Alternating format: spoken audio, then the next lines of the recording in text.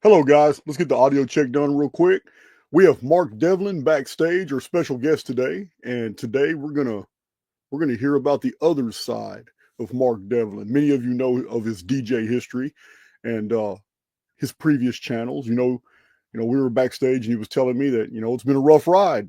Like myself, he's been kicked off of Facebook, but he was also banned on Twitter for a while. May still be, but he's there's a lot of good high quality content creators that are being ignored because of the censorship, because of the amount of energy that's being expended by these the corporations, Fortune 500 companies, government censors that are just trying to really quell the human message that's being spread across social media.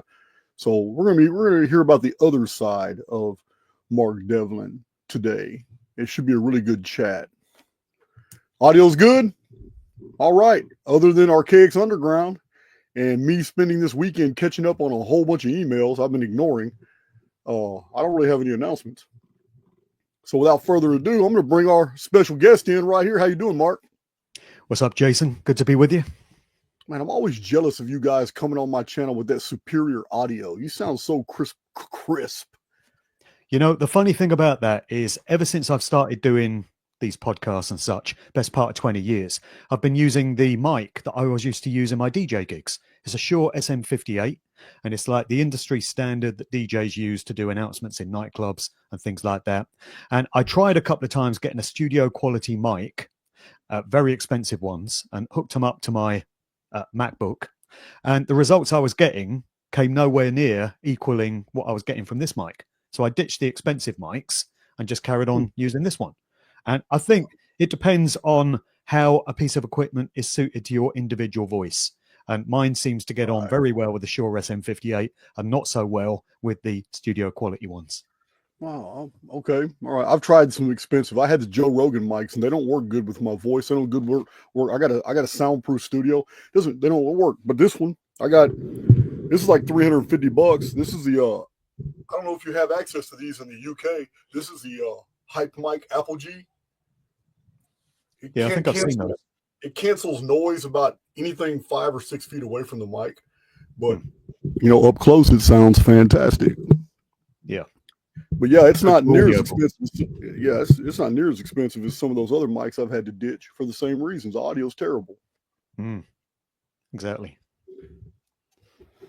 So we were talking backstage, and I was mentioning because I recently had a musician on my channel. Are you familiar with Conspiracy Music Guru? Oh yeah, Alex. Yeah. Okay, Alex was on my channel recently, and we had mentioned you. Said, "Oh, Mark Devlin's coming on," and I was kind of expecting more of a reaction, but it was my misunderstanding. I had misunderstood and I thought I had another musician coming on my channel. Come to find out your history as being a DJ. So you have a lot of experience public speaking. You would have a lot of experience being in front of crowds, being out in the public venue and all that. But you made a very interesting comment, you say that your newer material, despite losing all these channels and being kicked off different platforms, you're still trying to go hard right here on YouTube, but your message is changing. Tell us about that. It really feels as if everything that I did in my previous career was grooming and grounding me for what I'm doing now. And I used to think it was part of some divine plan, and it was maybe my higher self in the spirit realm constructed these things in this lifetime for me to go through to have these experiences. I don't see it that way anymore, and we can get into the reasons why I don't see things that way, if you like. But everything that I used to do in the DJ world has been transferred over to what I'm doing now. So I used to do radio shows. I was on various FM radio stations. So I got used to introducing music and speaking on the mic and stuff like that. And I DJ'd in clubs up and down the UK and internationally. So I was used to chatting on the mic to crowds in clubs. I was used to traveling around all over the place doing gigs and having a very hectic travel schedule. And all of that has been transferred over. So instead of doing DJ gigs now, I do speaking engagements at conferences and meetup groups and things of that nature. So I'm still addressing the crowds. And I'm doing podcasts, and I have my own conversation-based show called Good Vibrations, where I interview guests. So my experience doing radio and interviewing music artists has been put to use in that side of things. And just the hectic schedule and organizing everything and staying on top of my business, I had a lot of grounding in that as well. And I've been way more successful as an author, researcher, and public speaker than I ever was as a DJ. I wanted to be more successful as a DJ, and I aspired to being on high profile radio stations and playing much larger gigs and clubs and festivals than I did. But it just feels as if this is where I'm meant to be. And again, I don't say that meaning that it's part of any sort of divine plan. It's just where my life has gravitated towards. So I'm doing now what I was always cut out to do, I think, in terms of putting out the books, doing the podcast, doing the live presentations, and coming on shows such as this.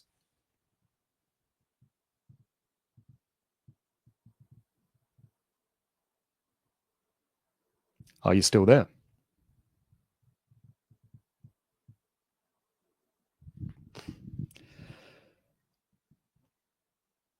I can't see or hear you, Jason. Have I lost you?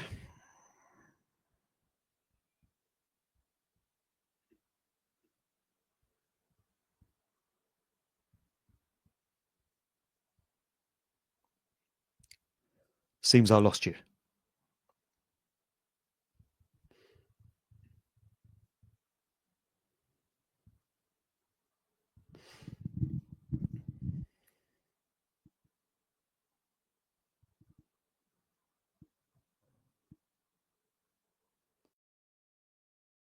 What is going on? My StreamYard. All right, guys. I don't have no idea what just happened in StreamYard, but why I can't put Mark Devlin on the screen with me at the same time is a problem. I have no idea. StreamYard just tripped out on me. There's nothing I can click on that brings him on the screen with me. There we go. Okay, we're back. Can you hear me? I can, yeah. It's funny, we were talking just there about getting deplatformed and getting kicked off of video channels and such. And right in the middle of that discussion, StreamYard drops my feed. I'm going to tell you what happened. I grabbed this mic. And when I grabbed this mic, I guess a loose setting, because my StreamYard says your mic is no longer connected. So it took me off the screen and let you talk by yourself.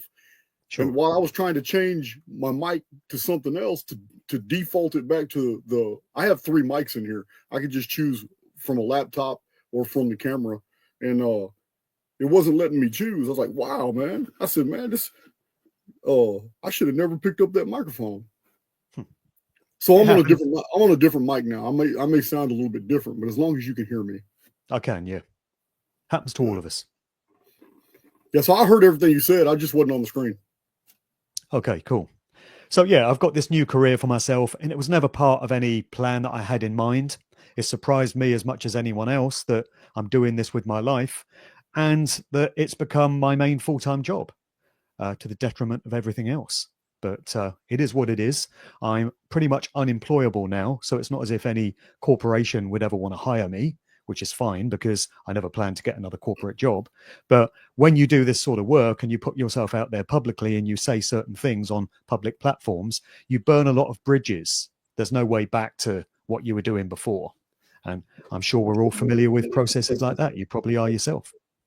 Oh, yeah. I've burned many bridges, but no doubt. No doubt. I don't even care. I've been offered a lot. I've been offered a lot of money, Mark, to do different things that I don't agree with, and I tell them no. I've been offered a lot of money to give speeches about things for which I do not believe in, and I'm not going to participate. I've been offered quite a bit of money to bring the Archaix community to some of these large conventions, the type of conventions that these big authors and these like Comic-Con type deals where a whole bunch of truthers all get together, but I won't participate in those.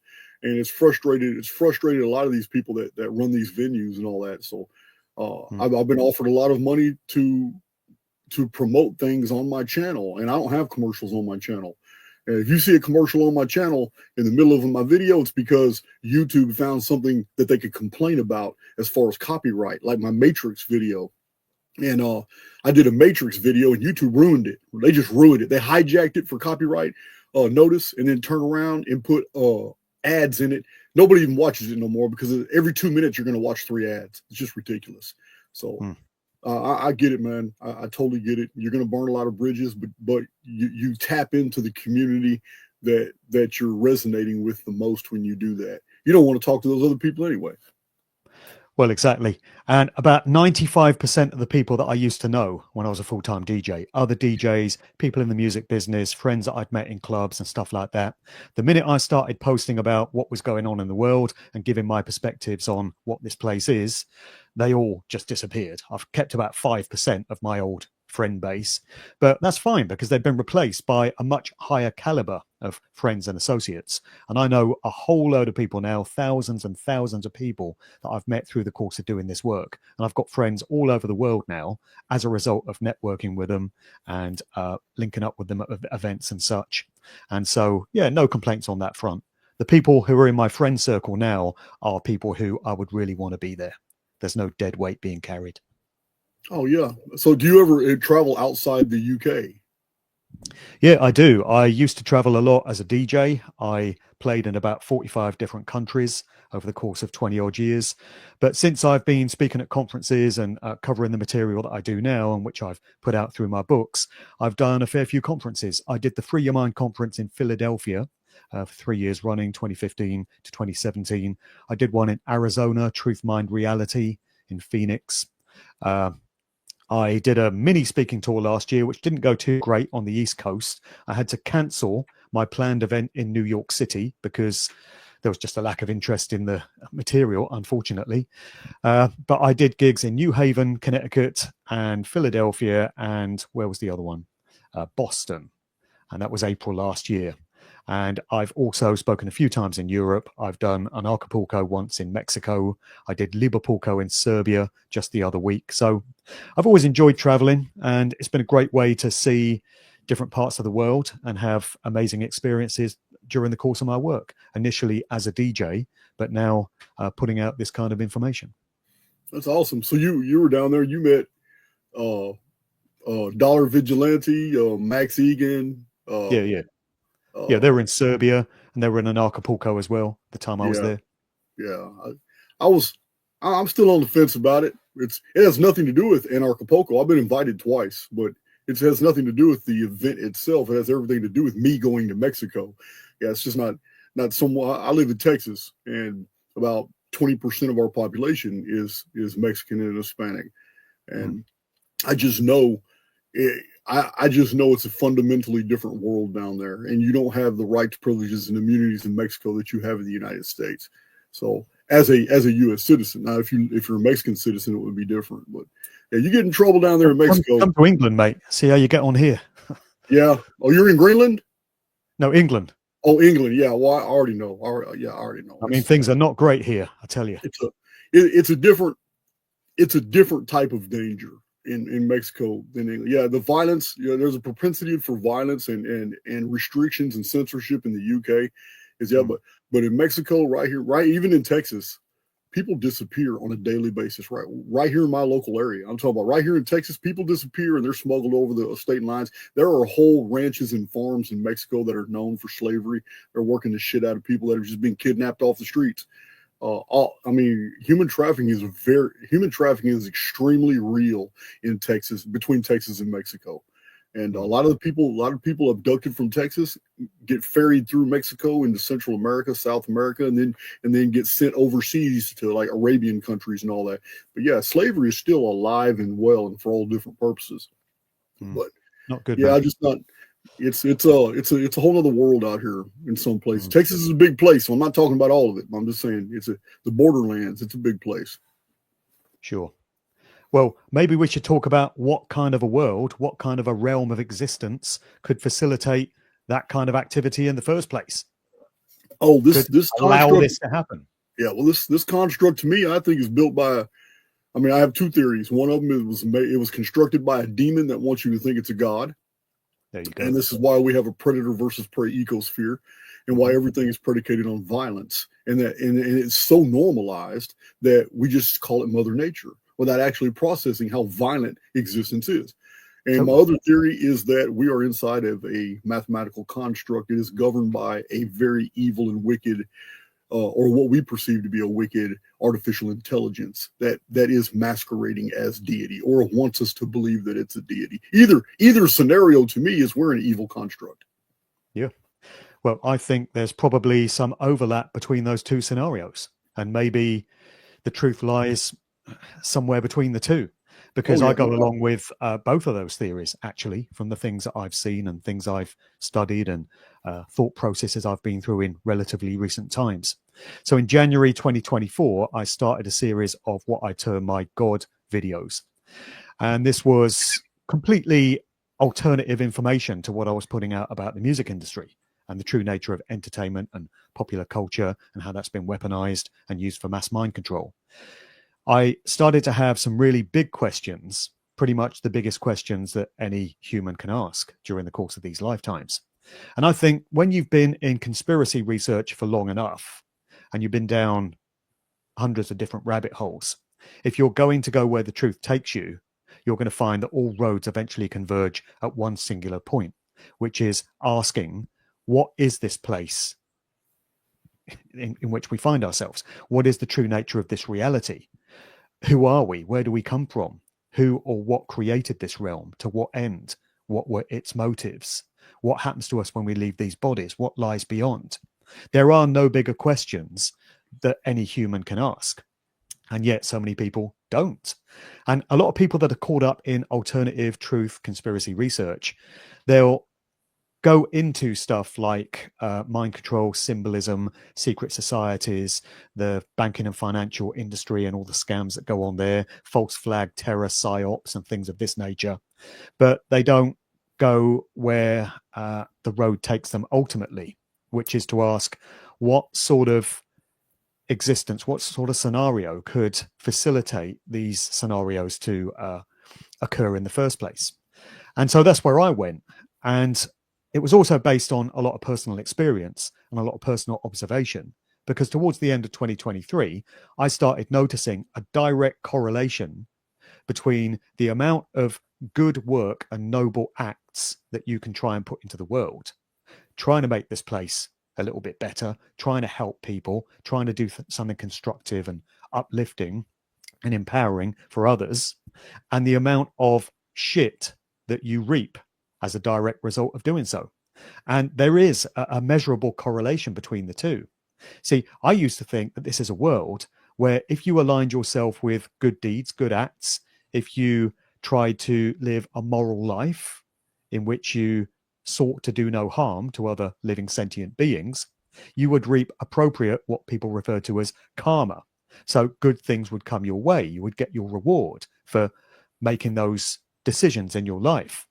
Whereas I used to believe that bad people that did harmful things to others would reap their karma and they would pay some sort of price, some sort of consequence for that. But when you actually observe what goes on in this place, and when you use the scientific method, see, if you're schooled in truth and conspiracy research, you hear all the time about how to discern truth. And you're taught that you employ the scientific method is something observable, testable, repeatable, and also the trivium method of truth discovery, grammar, logic, rhetoric. When you apply either of those processes to what we can see going on in this world, and you can test it out in your own life as a direct experiment, you find the opposite of the situation that I just outlined. Good people who try and help others and do no harm reap a whole load of crap and suffering and pain and hardship in their lives as a result of doing so. Whereas the bad people, the evil ones, the psychopaths, the Satanists that trample all over everybody else's rights and put great harm into the world, seem to do just fine, seem to get their rewards. You know, if we think back to the COVID situation of 5.5 years ago, how many of the instigators of that assault on everyone's rights and freedoms and a blatant psyop, the biggest psyop ever played on humanity, still no arrest? Have spent a single day in jail. As far as I'm aware, not one of them.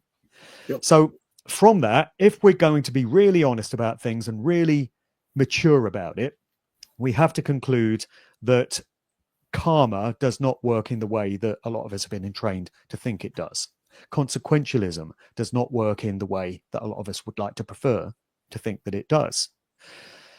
It's a devastating realization to come to, because you come to realize that this realm cannot be presided over or have been created by a benevolent, loving entity that has our best interests at heart.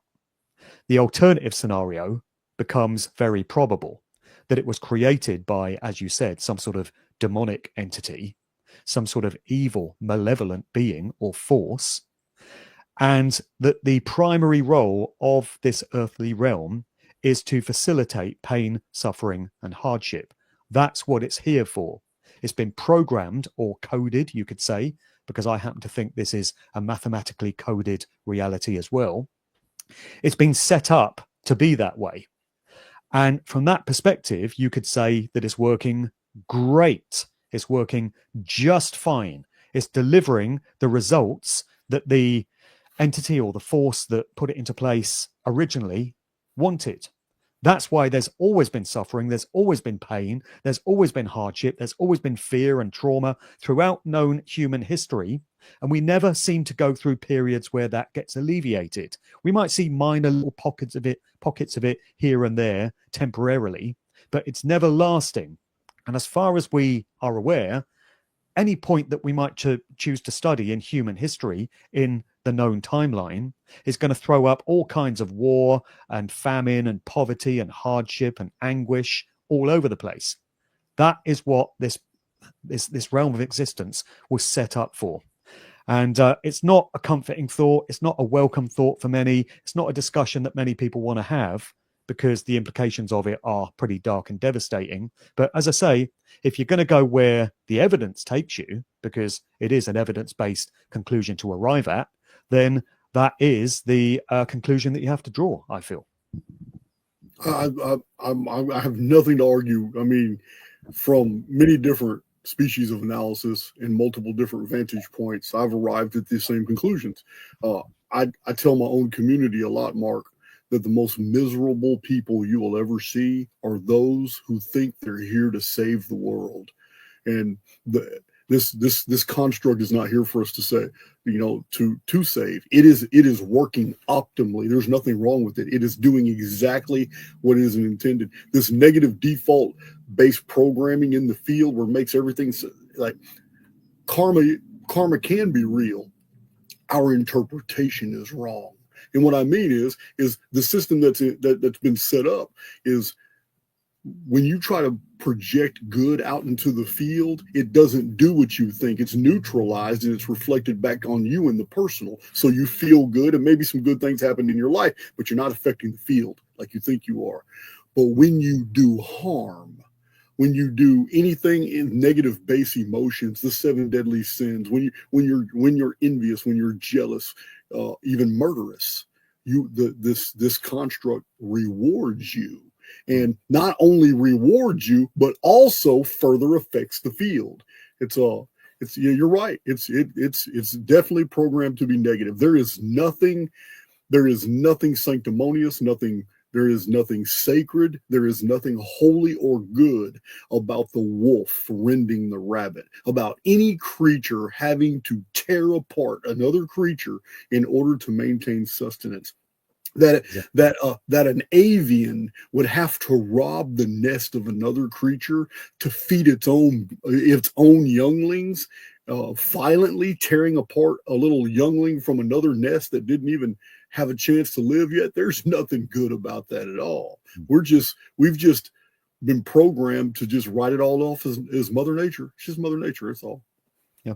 Well, I'm so glad you pointed that out, because again, so few people want to have that kind of conversation because it's very uncomfortable. It's very unsettling. But if we look around at the so-called food chain, the so-called natural world, it's an absolute horrific bloodbath. It's full of violence and barbarism, and it's been set up to be that way. And it would not have been that difficult for the entity or the force that created this realm, call it God if you will, to have constructed things differently. I mean, even I, with my limited amount of intellect, can see how I would have done things differently. So we've got everything set into place. We've got the hills and the mountains and the valleys and the oceans and the land. Why is it necessary then for living sentient beings to need to tear each other apart in horrific ways to feed each other? Why is it even necessary for these bodies, for the bodies of these living things, and for us as humans to need sustenance in that way? If we think about the way the human body is constructed, it's built to degrade and decline and decay. Yeah. Why is it even necessary? One example, Mark. I just want to provide one example of how horrific this whole scenario is. Because this is all programming, because somebody had to knit all this into existence, everything that's in material reality was first a thought.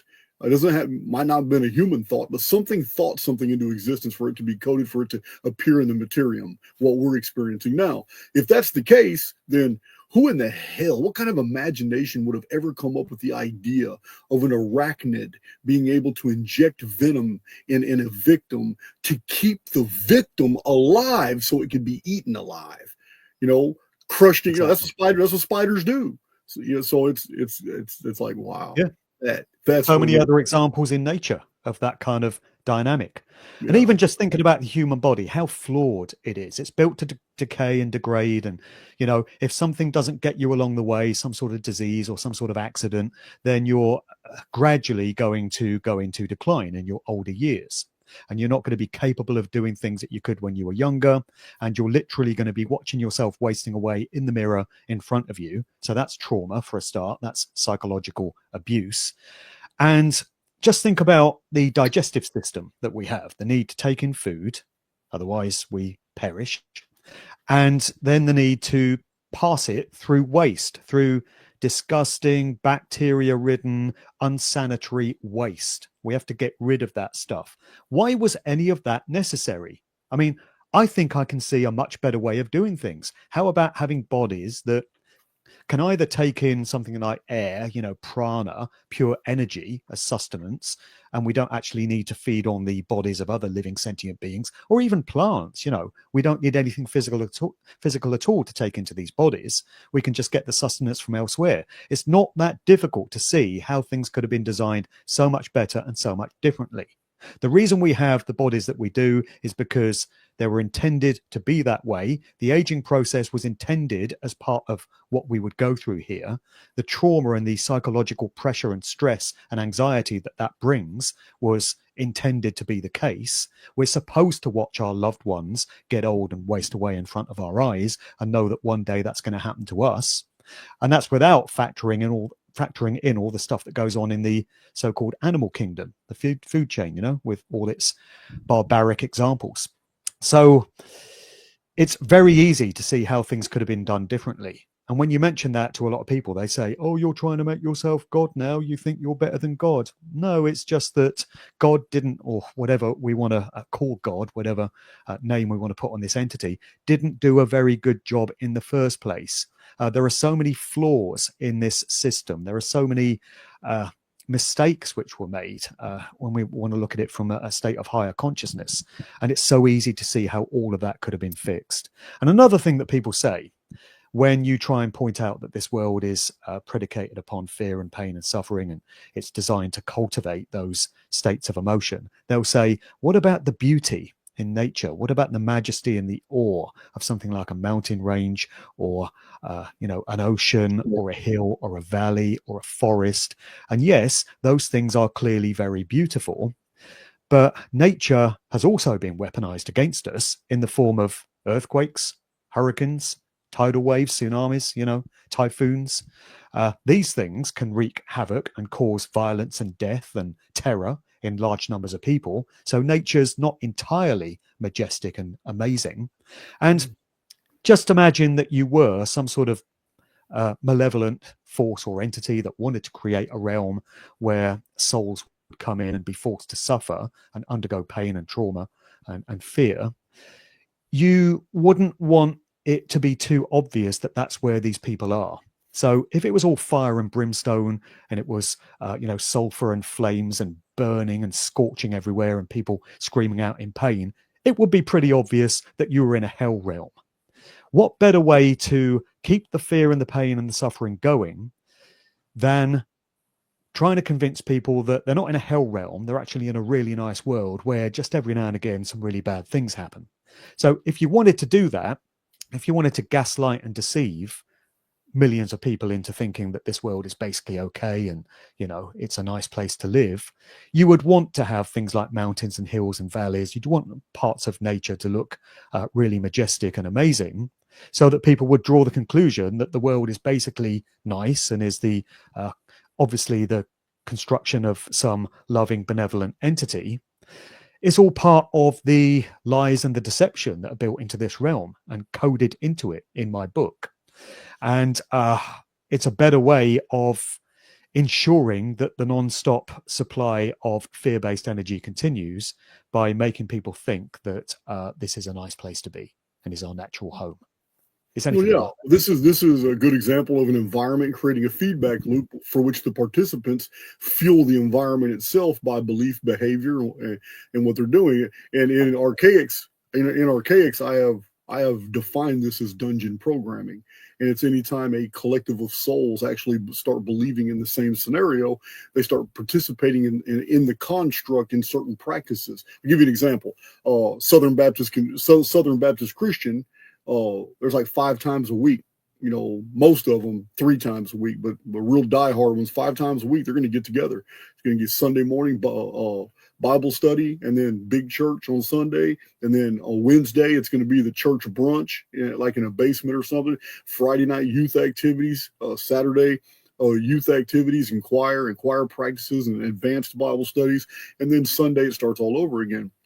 So this type of participation, the construct itself is going to begin feeding you the very things that you've already invested your faith in. Therefore, it becomes a feedback loop. And you come into contact with other souls that have the same beliefs. The conversations are basically the same. New material isn't really added into the feedback loop. It's not needed. You have accepted certain things to be true, and therefore they become a part of your programming. And reality itself, it knits for you the very things that will justify those beliefs that you have already assumed. So in dungeon programming, you haven't said a single thing I disagree with. I don't know where you're going with this, but I absolutely 100% agree about the construct being negative default programming, and that it is a predator versus prey ecosphere, and that it is dark, and yet it is also created with programming to make it so believable. And that's the aesthetics. The aesthetics are a part of the deception in order for you to understand that this is a real and believable experience. I don't know what your trajectory with this information is. Mine may be very different. So I'm gonna wait, and I'm gonna tell you mine toward the end of the video. But so far, 100% on board. I don't really focus on the negative, but I agree with you. It's all there. Yeah. Well, I concur with what you've just said there about the dungeon programming, because that chimes with the way I see things and the idea of this being a mathematically coded realm. And I do want to get into some more positive sort of slants to this conversation towards the end, because I'm aware that it can sound very doom laden, and obviously this information is very negative and very dark. And a lot of times when I try and strike up conversations with people about it, they try and attack me for being too dark and too negative. And it's a very strange thing, because it wasn't me who created this construct. Right. I'm merely reporting what I've found. If you want to get mad at someone or something, how about getting mad at the sick, psychopathic, mentally ill demon that created this construct in the first place, whoever or wherever or whatever that may be? So, yeah, I want to try and take this conversation in some more positive directions as we progress. And I do have some viewpoints and perspectives on that. That's awesome. Yeah. The idea of this being a mathematically coded reality, I think, explains the phenomena of synchromysticism and synchronicity. And I used to have these sort of things happening to me all the time. And I used to think it was really good. I found a lot of encouragement in it, because I used to think it was the creator, the most high, the original one true God, if you want to put that label on it, communicating with me through mainly numbers. Because I used to get so much numerical synchromysticism and synchronicity happening in my life. Mainly, I used to see my born date, expressions of my born date everywhere. So every time I looked at a watch or a clock or a DVD counter or the mileometer on my car, it would be my born date. And there were other numbers that used to crop up all the time. And there's such an insane amount of numerical synchronicity in my family in terms of the born dates of the family members. So you can take the born date of a particular family member and add it to somebody else's born date. And what you come up with is the born date of a third family member. And you can do this with all family members, and all the numbers get checked off, and there are no redundant numbers, nothing extra at the end of it. They all fit perfectly. And I used to think, oh, this is wonderful. This is great. This is a message from creation. These days, I see it in a slightly more sinister sort of framing, because I see it as an expression of the coding of this realm. So it's happening on an unseen level. Most of us are not aware of this phenomenon happening from day to day, but we do see the expressions of it in the way it plays out in our lives. And it's entirely consistent with, you can call it a simulation, you could call it a virtual reality, video game type existence in which we find. Uh-oh, hope they're not EMP in the UK. If you can hear me, Mark, your screen froze. Your maybe you're having a Wi-Fi problem. When this happens, Mark, if you're listening to the show, you can exit and use the same link and come right back in.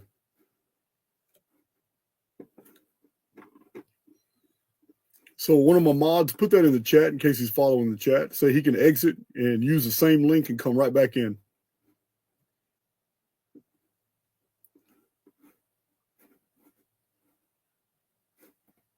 All right, let's see. All right, he exited. He'll be back in. He can use the same link.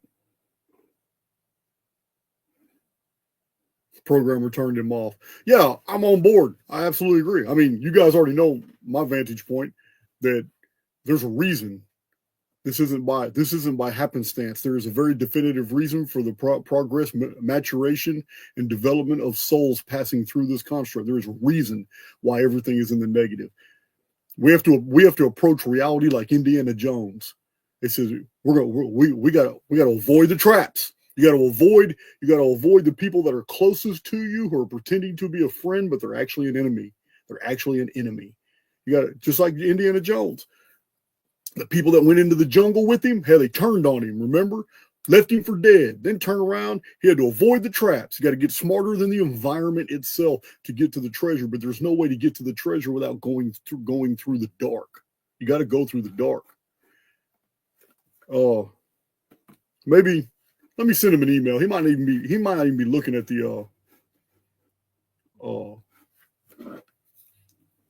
he may not even be looking.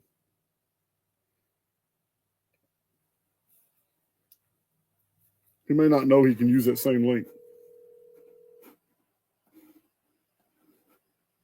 This is the second time we tried to get Mark on the channel. It's like, well, send him a quick email and say, because he got time, something happened, his screen went out, but tell him he can use the same link and come right back in. Okay. Thanks. Big John takes care of all my scheduling. He's in communication with a whole lot of people. We got a long list of people coming on this channel, and we're still trying to get more.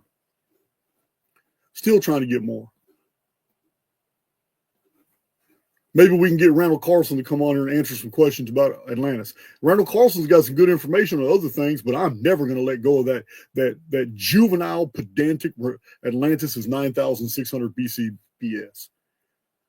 Yeah, just not going to let it go.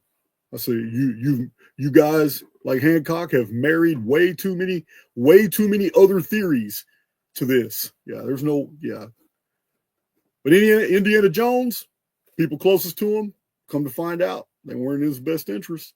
He had to go through the jungle to get to the treasure, but to get to the treasure, he had to avoid the traps. And in avoiding the traps, he had to go through the dark to get to the light, because the treasure right there was in the light. Yeah, and then remember, there's a lesson here. I could decode the Raiders of the Lost Ark I need to do a decode video on it, because there's a lot of symbolism here. If you remember, Indiana Jones had to step on certain. He had to walk the right path to get to the treasure. When he got to the treasure, which was on a pedestal, This golden monkey face, remember, he wasn't allowed to take it without providing equal value. You remember that?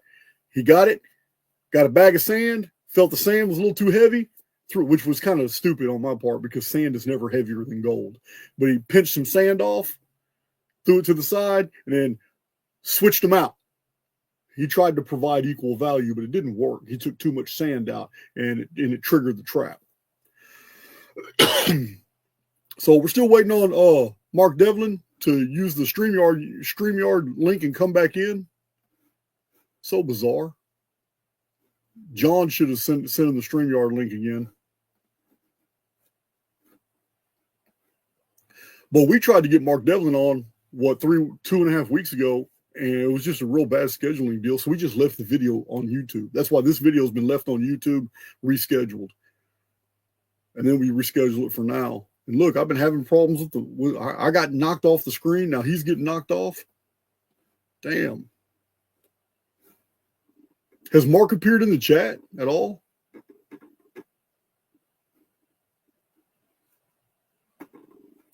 Pamela, Mark hit a nerve.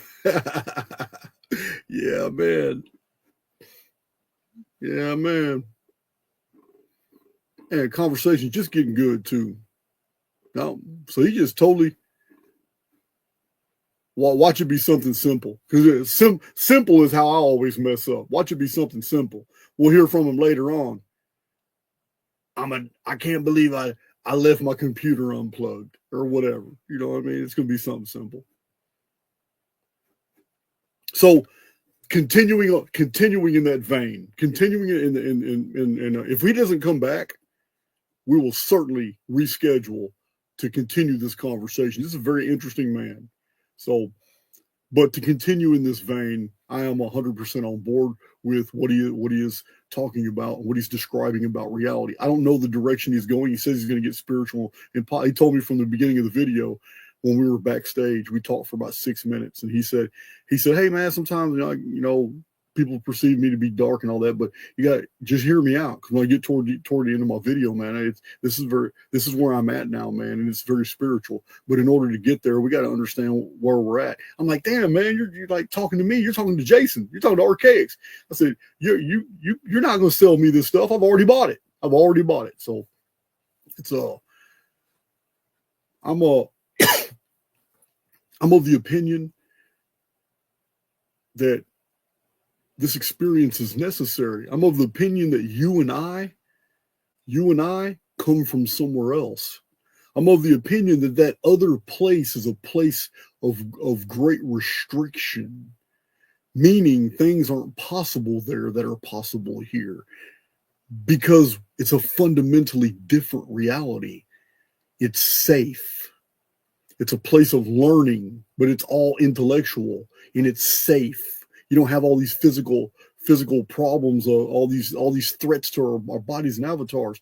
I believe that you and I signed up for this, and when we heard that, man, you could enter in the sim. It's like the lottery. You don't know this massive rotisserie, and you got to jump in one of the cogs, and it's going to take you, and it's going to dump you out somewhere in the sim. You don't know if you're going to be born the son of a rich family. You don't know if you're going to be born in the sub-Saharan Africa in a Neolithic village, fighting against other villagers for the rest of your life. You don't know if you're gonna be raised an Etruscan mariner, and for the first 30 years of your life you're living on the ocean. Then you get captured by a trireme and then sold into slavery, and you end up living out your days chained to a trireme where you are rowing warships for the Phoenicians every single day. You don't know. But you do know that it's all a dream. You're signing up to participate in the most realistic, badass, awesome experience ever, because while you're there, you're going to believe death is real. While you're there, you're going to believe that you're really in pain. You're going to believe that you're really hungry. You're going to have multiple experiences from multiple different timelines and periods, and it's going to be so real to you. But while you're there, you can experience all these things, and you're never in any real danger, because the you is the immortal within, and you're wearing a part of the construct itself. So if any damage comes to you, it belongs to the construct. It's called your avatar. This right here does not belong to Jason. This right here belongs to the environment that I'm in. Oh, Mark's back. Mark is back. Hold on. They will need to connect their mic and cam before you can add them. Okay. Hey, Mark, if you're listening, all you got to do is go back in. For some reason, it just defaulted all your settings.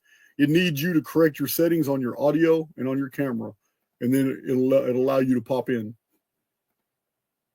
It says they will need to connect their mic and cam before you can add them to the stream.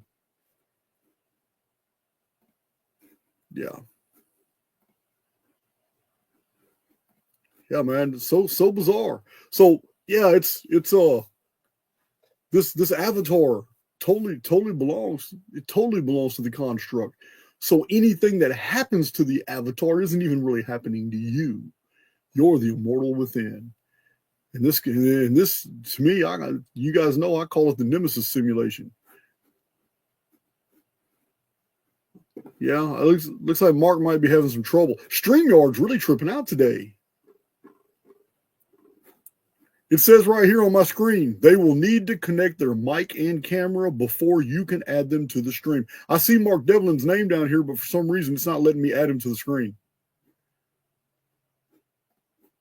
This is just so bizarre today.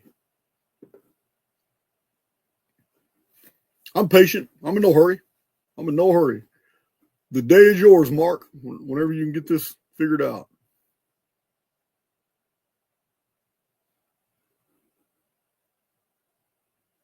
Jasmine, Archaix. Ali shared that internet issues today. I don't know what that means. Ali shared that there was going to be internet issues today. It still says the same thing. Yeah, now Mark Devlin's gone. I don't understand. If we can't get him back in the studio, I will certainly. You know what? I'm going to send him a new invite link. That's what I'm going to do.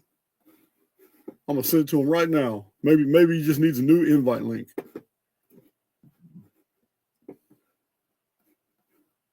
Who knows? Maybe I should send it to John. Let's see, Mark Devlin. I don't have his email, so I got to do it. I got to send it to John.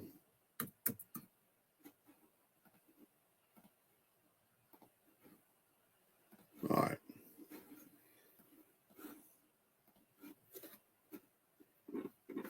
When I got out of prison 2016, I was on house arrest for 14 months. During that 14 months is when I taught myself Excel and Microsoft Word. Most people find this hard to believe, but they don't even know the capabilities are there. But Microsoft Word is how I do all my video. All my thumbnails. 100% of all my thumbnails of my entire channel.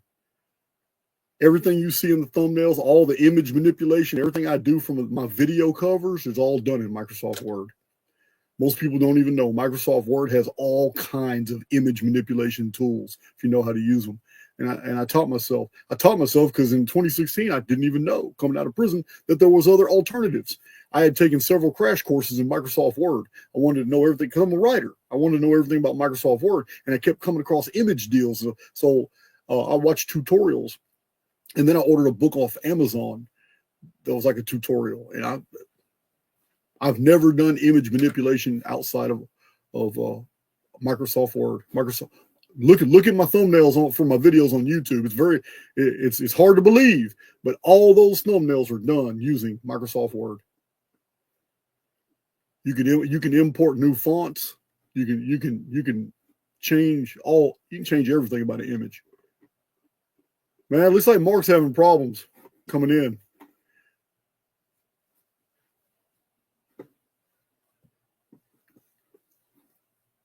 I don't know, guys. I don't know what happened. He said he was on a MacBook. I don't have much experience with MacBooks.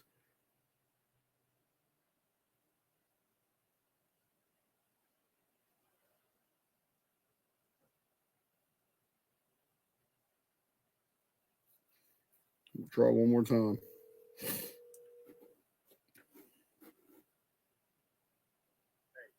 Maybe there's a link corruption. I just sent you I just sent you. You already did. Well, you're on top of it, man. Yeah, I can't. I don't know what's going on.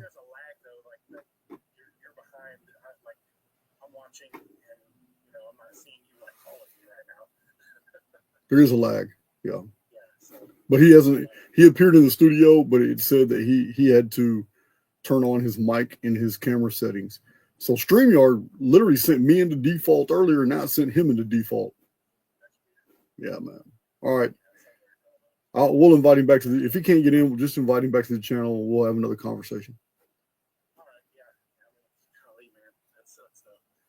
All righty. Well, so if he pops back up in the chat, I'll see him down there and I'll pop him in. But I don't know. But concerning the direction he was going to go into a more positive direction. It just sometimes that's what you have to do. Oh man, come on, man. Who said that? Antheon. He's been arrested by UK police for criticizing reality. Yeah. You know what?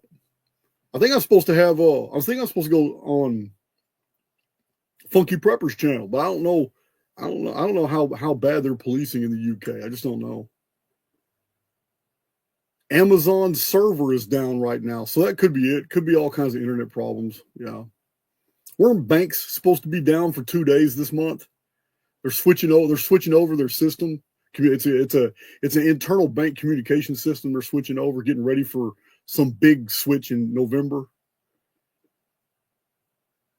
I don't know, but anyway, so we maintain what we're talking about. It's like the movie Indiana Jones.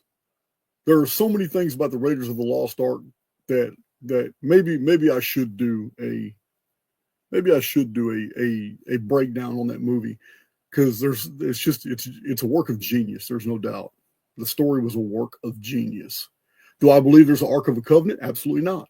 Do I believe Ron Wyatt actually found the Ark of the Covenant and the Israeli government came in here and hijacked it all? Absolutely not. Do I believe Ron Wyatt found something of archaeological value in Israel and the Israeli government took it over? Of course I do. Of course. The man wasn't a liar. He was just wrong he got too excited. He didn't find the Ark of the Covenant. Yeah, I don't even believe the Ark of the Covenant would have been buried somewhere in Jerusalem, because Ron Wyatt's theory was that the Ark of the Covenant was underneath Golgotha Hill, and that the earthquake split Golgotha Hill when he was being crucified, and the blood of Jesus actually dashed onto the mercy seat. Well, that's some Indiana Jones stuff there. Yeah, I'm not going to believe any of that, because one, Jesus was a literary masterpiece, not actual literal history. Oh, we've got Mr. Devlin back in again. This time his mic and his deal working. Oh, mate, what a total and utter joke. What a complete and utter farce. Dude, I just found out that there's a lot of outages worldwide. Like Amazon's out. Yeah. So all kinds of things going on the internet right now. I heard about that as well. So I was in the middle of talking to you, and suddenly the image froze on my screen, and I wasn't getting any reaction from anything that I was doing. And I was using the trackpad on my MacBook, and it just started getting a mind of its own. It was going all over the place. I wasn't controlling it. It's like it's being controlled from somewhere else. Yeah, then, AIX doesn't like you talking bad about it, man. You've been talking bad about artificial intelligence X. I actually think this is it. And then my computer completely died. So I've had to rejoin you on a different laptop altogether, and I had to power it up, which is why it took so long. But I actually think that this construct doesn't like conversations like this going ahead. And I actually think it causes problems like this to occur. And people might say I'm being too conspiratorial or too paranoid in saying something like that. But again, I think it's all down to the coding.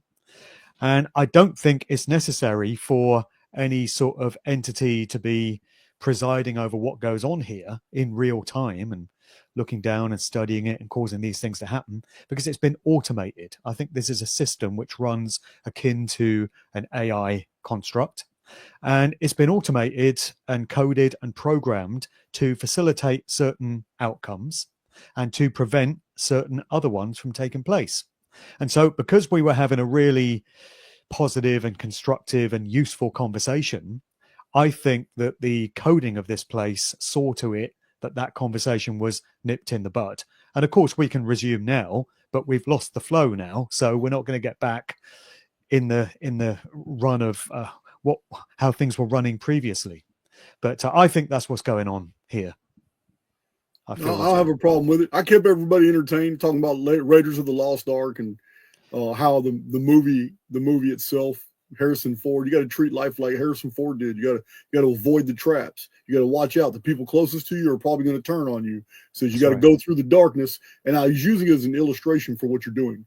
Your description of reality is basically taking us through the dark before you start giving us some enlightenment.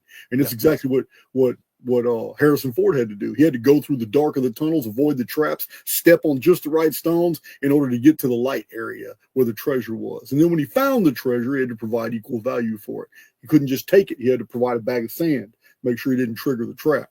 But he triggered it anyway. So I was just giving them some illustrations while you were gone. Yeah, I felt fairly confident that you'd be holding the fort in a good way for those minutes. Yeah. Never any shortage of things to say about all this stuff, right? Oh man, you know what? I've been called a big mouth and far worse. You know what I mean? I'll talk forever. I was just about to mention before I cut off, actually, I'm not sure what point I got to, but the most recent video that I did in my God series, I included some excerpts from a little known movie from 1998 called Pi, simply P-I, Pi, directed by Darren Aronofsky. Are you familiar with that one? No, I'm not. Yeah, I first saw this when I was in New York in 1998 when it came out. And this is the first time in 27 years that I've seen the film. But it did have quite a profound impact on me back then. I wasn't looking at any of this stuff in those times, and I wasn't researching the subject areas that I now am. But that movie always kind of stayed with me. And in it, you've got this mathematical genius. He's like bipolar, and he's got OCD, and he's got all kinds of mental issues, but he's a mathematical genius, and he is of the view that this universe is constructed around numbers, through number. And he's got a couple of interested parties. So there's this really shady, corrupt stockbroking firm that want to tap into his mathematical knowledge to manipulate the stock markets for their financial benefit. And then you've got this Jewish guy from a group of that are into Jewish mysticism, like a sect, and they want to tap into his knowledge because they believe through their holy book, the Torah, that God, the original prime creator of this reality, based everything on number, and it expresses itself through things like the transcendental number of pi, 3.14, and off into infinity, and the golden ratio and the Fibonacci sequence. Mm-hmm. And the movie reminds us that these things can be found everywhere in nature, in the shape of shells in various animals, in the shape of leaves, in the shape that we get in our fingerprints. A lot of this can be converted into the Fibonacci sequence. And even human behavioral systems, predictive systems of analysis, Elliott wave theory, it's all shown that pi is a fundamental in all of them. Right. Well, you would love this movie because it totally goes there with that way of seeing things. And so I included a couple of clips in my most recent video because it reinforces my view that we live in a mathematically coded construct. And that was the point that I was making in the last video. And it just becomes clearer and clearer to me that this is what is going on here. And it causes certain things to happen, like our call cutting out right there. And I've also looked at this phenomenon of synchromysticism in my music industry work, because I've noticed certain patterns that are very demonstrable, very evident in some of the work that I've put out. Notably, the amount of synchronistic crossover and overlay between the Beatles. So I've endlessly analysed the music and the output and the motives and the likely agendas of the Beatles, and the movie Rosemary's Baby, directed by Roman Polanski, put out in 1968. The most obvious one is the fact that Rosemary's Baby is set in the Dakota Building in New York, just off Central Park. In the movie, it's called the Bramford, but the exterior shots were all filmed at the Dakota Building. And that's the place where John Lennon was assassinated outside of in December 1980. Doesn't Kate Middleton often, or was it just recently, something in conjunction with an assassination? Kate Middleton was dressed just like that woman in Rosemary's Baby. Do you remember that? Yeah, that's right. When she was parading her latest baby, she was dressed just like Mia Farrow's character in that movie, Rosemary's Baby. Yeah. And people have interpreted that as, you know, them openly expressing their affiliations with Satanism by... Yeah, and this was like very close to the time of... It wasn't the Charlie Kirk assassination. It was a while before that. Yeah, it was close to somebody else. I remember something. Maybe it's the death of the Queen, or I don't remember. Yeah, it's quite a few years ago now, but I know what you mean. And then another one is in the movie Rosemary's Baby, you've got a character, this young woman, who falls to her death from an upstairs window in the building. And she, where her body hits the ground, there's a white Volkswagen Beetle car parked, which gets splattered in blood. And this is right around the spot where John Lennon would himself get assassinated all those years later. And it appeared to be getting depicted in this movie. So this ties into the phenomenon of predictive programming, which is something I've looked at again in my work endlessly. And I used to think that when you would see depictions of real world events which were yet to happen being shown in movies and TV shows and music videos and things of this nature, it was because there were conspirators that were sitting around a table and plotting all this stuff out. And they were saying, yeah, we'll put this into this movie and we'll do this way. We'll have this piece of symbolism in this TV show. But I now veer more towards the idea that it's the construct itself which is causing these things to happen without the need for complicated human planning, because there's just so many synchronistic overlaps. It just goes beyond the realm of it being possible for humans to have planned all this. And it feels more as if it's being automated by the coding of this matrix construct. And that's what I now feel explains things like the amount of crossover between the Beatles and Rosemary's Baby. For some reason, that group is just tied in with that movie, Roman Polanski, Sharon Tate, Charles Manson. All these different elements are tied together. And I just don't think anyone could have planned it that intricately. Well, you've done a little homework to know the connections with Tavistock. Tavistock operations and SRI were real big back then. There's the Stanford Research Institute. It's like PSYOP Center here in America for about 2 decades. But yeah, it's like the American version of Tavistock. Yeah. So I agree with you. It's AI programming. But we have people that are in on it, like Spielberg, Steven Spielberg. Even his name, Spielberg. You put out Spiels, these famous movies. But Spielberg, he has a pseudo history, an absolutely falsified history. It is completely untrue. But he has this published history as to how he broke into Hollywood media. He was born into it, but he had to come up with a story of how he just broke into it. And then I come to find out George Lucas for years. I'm looking up to him like, oh, this Star Wars, this dude's awesome. I always thought he was an outsider. I always thought that he broke into Hollywood the hard way, an outsider. And then when I do a deep dive on his research, who he is, who his blood relations are, like, oh my God, they're all the same family. Every single one of them are the same family. Like, that's what they want you to think. All these Cinderella fairy stories to explain. None of them are true. They didn't earn their positions. It was all handed to them. Right. Think of the Beatles. Yep. We're entrained to think of them as 4 regular working class lads from Liverpool who put together a band, came up with a few catchy guitar riffs, wrote a few songs, punted around a few demo tapes, and just got lucky. Did a bit of hobnobbing, networking, met the right people, and just happened to become the most influential and prolific music band of all time. Could have been anyone, guys. Just happened to be them. But you raised a very interesting point there about names, because I think the naming of certain individuals is also an expression of this same phenomenon that I was talking about. So some examples: Masaru Emoto, this Japanese scientist who did a lot of studies into water consciousness. His work demonstrated that water is a vessel for consciousness. And he used to do things like expose water to words that had some very strong meanings. So it would be words like anger or hate or fear. And he would freeze the water very quickly and then, under a microscope, examine the patterns that the water crystals had formed after being exposed to these words.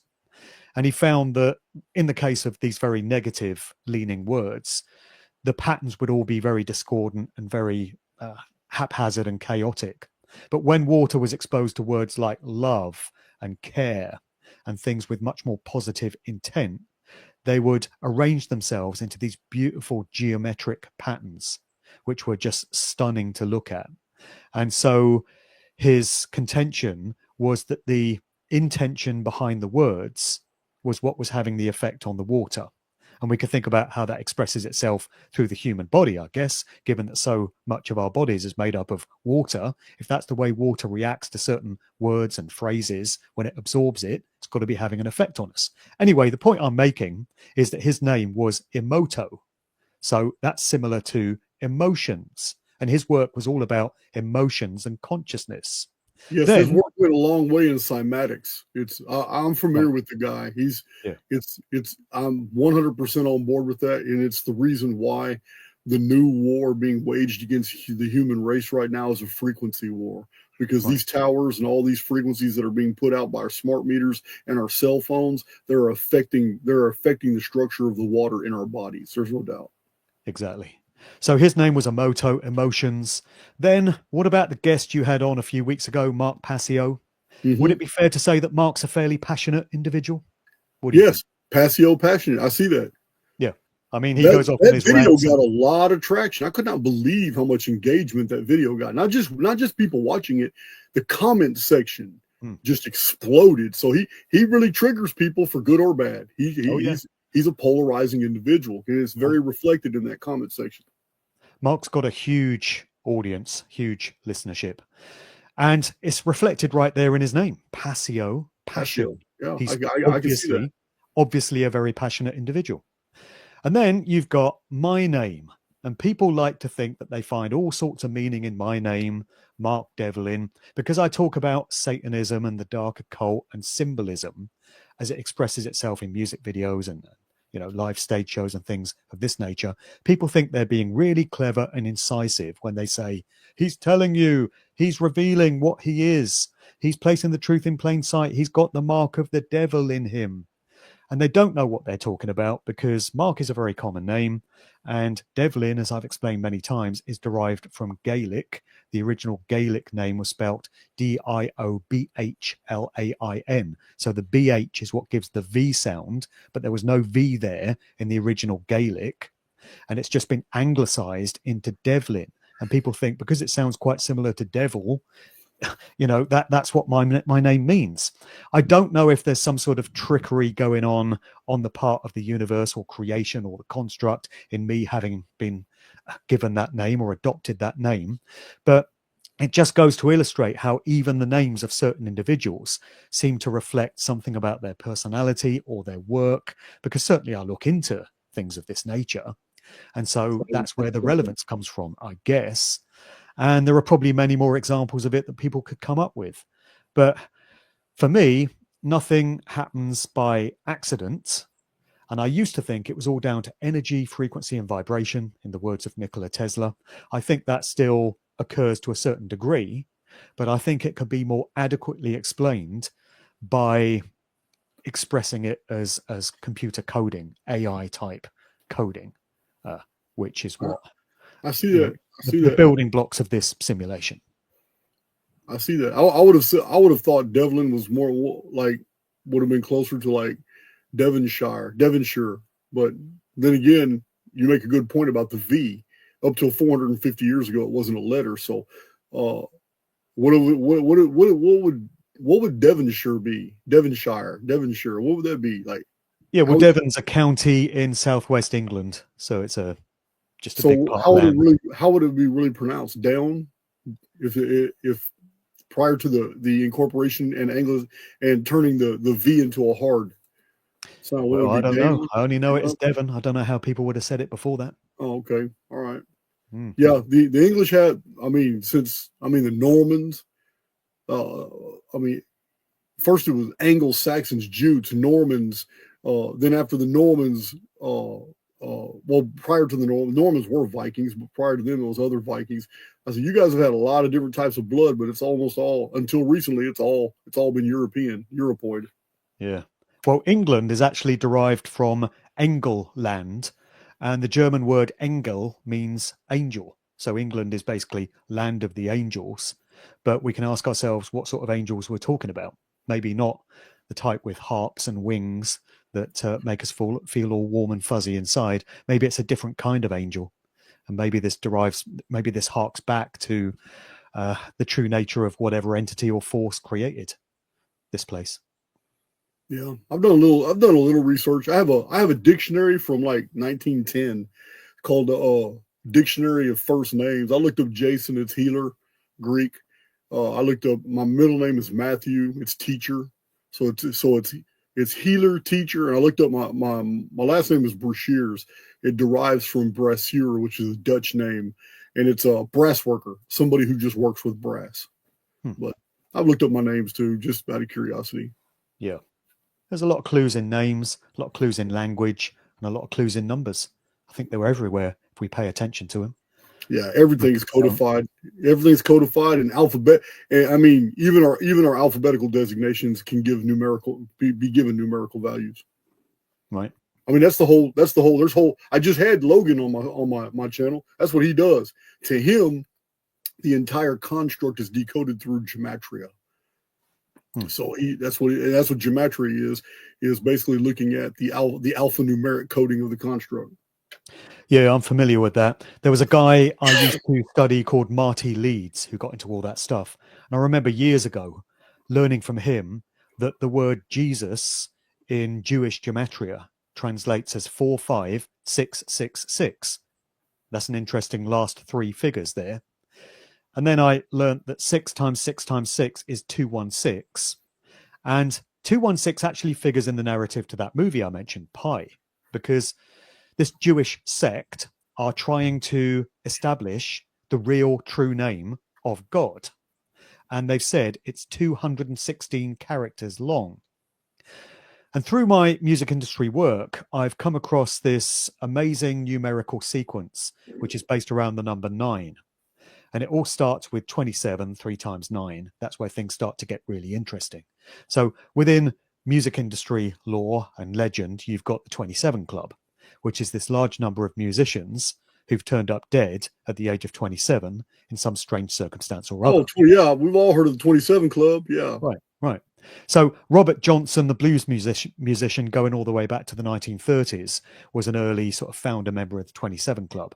And then some more famous examples include Brian Jones of the Rolling Stones, Jim Morrison of the Doors, Jimi Hendrix, Janis Joplin, Kurt Cobain of Nirvana, Amy Winehouse, and so many others, all turned up dead at the age of 27. Pete Ham of Badfinger, Ron Pigpen McCulloch of the Grateful Dead. So that's interesting in itself, but then you double the figure each time and it always reduces back to 9. So 2 plus 1 plus 6 takes you back to 9. You double the 27, you get 54. 5 plus 4 is 9. Then you double that to 108. And then you double 108 and you get to 216. And this expresses itself in so many interesting ways. So it's closed mathematical systems are self-referencing. That's why this is so genius. Anytime you come across a closed mathematical system, it's self-replicating, it's self-referencing. We find this in the measurements of the Great Pyramid. It's amazing. What you're describing here is absolute proof that we are in a construct. Isn't it? It is to me. So you got the 216, and that's the summer solstice. It's the date of the summer solstice in what's referred to as the Northern Hemisphere, 21st of June, 216. There it is. And then you double 216, you get 432.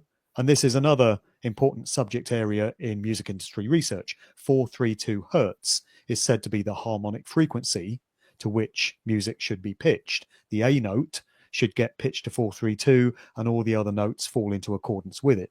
216 plus 216. What's that? It's 216 plus 216.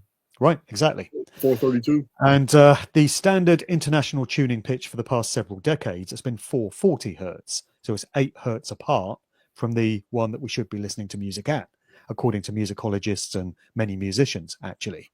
Right. And it's no accident that 440 has been put out there as the international tuning pitch, because this one is said to be very dissonant, very discordant, to bring about states of... I have to interject, because in Archaix, I have published a long line of the meanings of numbers from my own occult and just research from old books. And the number 11 is the number of discord. It's funny you should say that, but this is old mystical traditions from Francis Barrett's era. It's Henry Cornelius Agrippa, but the number 11 is the number of discord and disorder. All right. Well, that's interesting, because 440 hertz, if you take away the 0, you got 44, which is 4 times 11. Absolutely. That's why I said that, because 440 is divisible by 11. Right. Yeah. Exactly. So 432 hertz, there it is. It's this same sequence expressing itself endlessly. And then when you double 432, you get 864. And that ties into all sorts of measurements and statistics that we're given in relation to Saturn and the sun. I remember reading Graham Hancock's Fingerprints of the Gods book in the mid-90s. And although I don't agree with many of his assertions on cosmology, I do remember him saying that the Great Pyramid of Giza was a scale model of the northern hemisphere of the Earth, if you accept that the Earth is a spinning ball, on a scale of 1 to 432,000. Mm-hmm. So then, I have to interject again, because I've read Fingerprints of the Gods, and I too disagree with almost everything that is originally Graham Hancock. But where I agree with Graham Hancock is a problem, because the data that you just cited comes from Charles Piazzi Smith. From 100 years earlier, it comes from engineer David Davidson in 1926 about the scale model of the northern hemisphere being at that ratio. The problem I have with Graham Hancock is that greater minds than his already published all these things for which he got the credit for, and yet what he introduces in between all these facts is just such utter BS. So you triggered me by mentioning Graham Hancock on my channel. I'm just telling you that now. Yeah. I'm not with Graham Hancock on a lot of what he puts out, but I just mentioned that figure because it's interesting that it cropped up in those circumstances. Absolutely. And then when you think of what we're told about astrological ages, 2,160 years. There's that same number, 216, reducing back down to 9. We're told that we're supposed to be in a transition between the age of Aquarius and coming out of Pisces into Aquarius. Nobody seems to know exactly when that process started, or even if we're there yet. Are you trying to acquire more information on the number 216? Are you trying to create a data set on that? Do you want some? I have fascinating information. Always happy to hear more about 216. It's a fascinating on that number, because the oldest and most earliest timekeeping system that we have ever come across is called the Anu-Ner system, and in Sumerian it's capital N-E-R. It's a Ner. So this is I'm not going to take too long with this, but it is the oldest verifiable system, and it's a system that has great resistance and scholarship. So on my channel, I cited all these academics, authors, and scholars that are claiming that there's never really been a 600-year period. It just doesn't exist. So I clowned them, really. I said, well, here, look at all these professionals saying this didn't happen. And then I released an amazing data set that shows all the ancient authors that are talking about in the epoch before time was measured in 600-year periods. And I cited all these ancient authors. What's really interesting is they also say that the year back then we had not been through a cataclysm in 5 days added to the calendar. Back then, the only year that was known was 360 days. And it's not because man was primitive, because all astrological and astronomical systems back then were also predicated on a 360-day year. Even all the ancient archaeological monuments and temples that had 360 niches or 360 podiums, one to represent every day of the year. For a bowl of milk would be poured every day into a bowl, sacrificing to cat deity. So anyway, what I'm saying is it's very interesting because the 600-year period is precisely 216,000 days. And 216,000 as a number is the base denominator in the Mayan long count, the Quiche Itzá calendar, the Olmec calendar. All the Vedic systems are predicated off units of measurement called yugas that are all denominations of 216,000 or higher. And then the Sumerian system itself. The Sumerian system itself was based off these periods of 216,000 shars, but it's only 600 years. It's a 600-year period called the Ner. I'm just going to let you know about the number 216 was the epic number for timekeeping systems in the pre-cataclysm world. Yeah, that's so interesting. And also that it crops up in that movie Pi as apparently the name of God being consisting of 216 characters. So I know you've done a ton of research on all that, and it just all goes to reinforce the notion that this is a coded reality. It is. And some people might find that comforting because they'll say, oh, it shows the majesty of God, our creator, the brilliant mind that this creation came out of. But again, I would point people to all the pain and the suffering and the trauma and the fear that goes on here, not least in the natural world, and ask whether this really can be the construct of a loving, benevolent, all majestic, all powerful, all magnificent entity. I think it speaks to the opposite because we don't have balance here. This is something that people say. They talk about duality, and yes, there's duality. For up, there has to be down. For hot, there has to be cold. For male, there has to be female. For on, there has to be off. But things aren't in balance. If they were, there'd be a lot more joy and happiness in the world. There'd be a lot more joy and happiness in people's individual lives instead of all the stress and the anxiety that we go through. And a great point that was made by Eric Dubay. I watched one of his videos quite a while back. He said, if you think everything's in equal balance in this reality, ask yourself if you would trade even a minute, even 1 minute of the most fantastic, pleasurable experience you could have in life, whether that's a sexual thing, whether it's on drugs, whether it's through meditation or whatever floats your boat.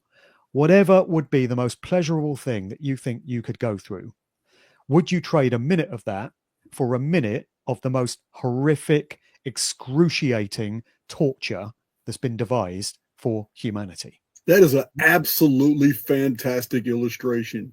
I think it is. Nobody in their right mind would say, yes, I'll take a minute of excruciating torture in exchange for a minute of amazing sex or whatever. Nobody would do that. Yeah, because it's the time dilation. It's the time dilation makes it completely unequal. Meaning the things that we really enjoy in life, time goes faster and faster and faster.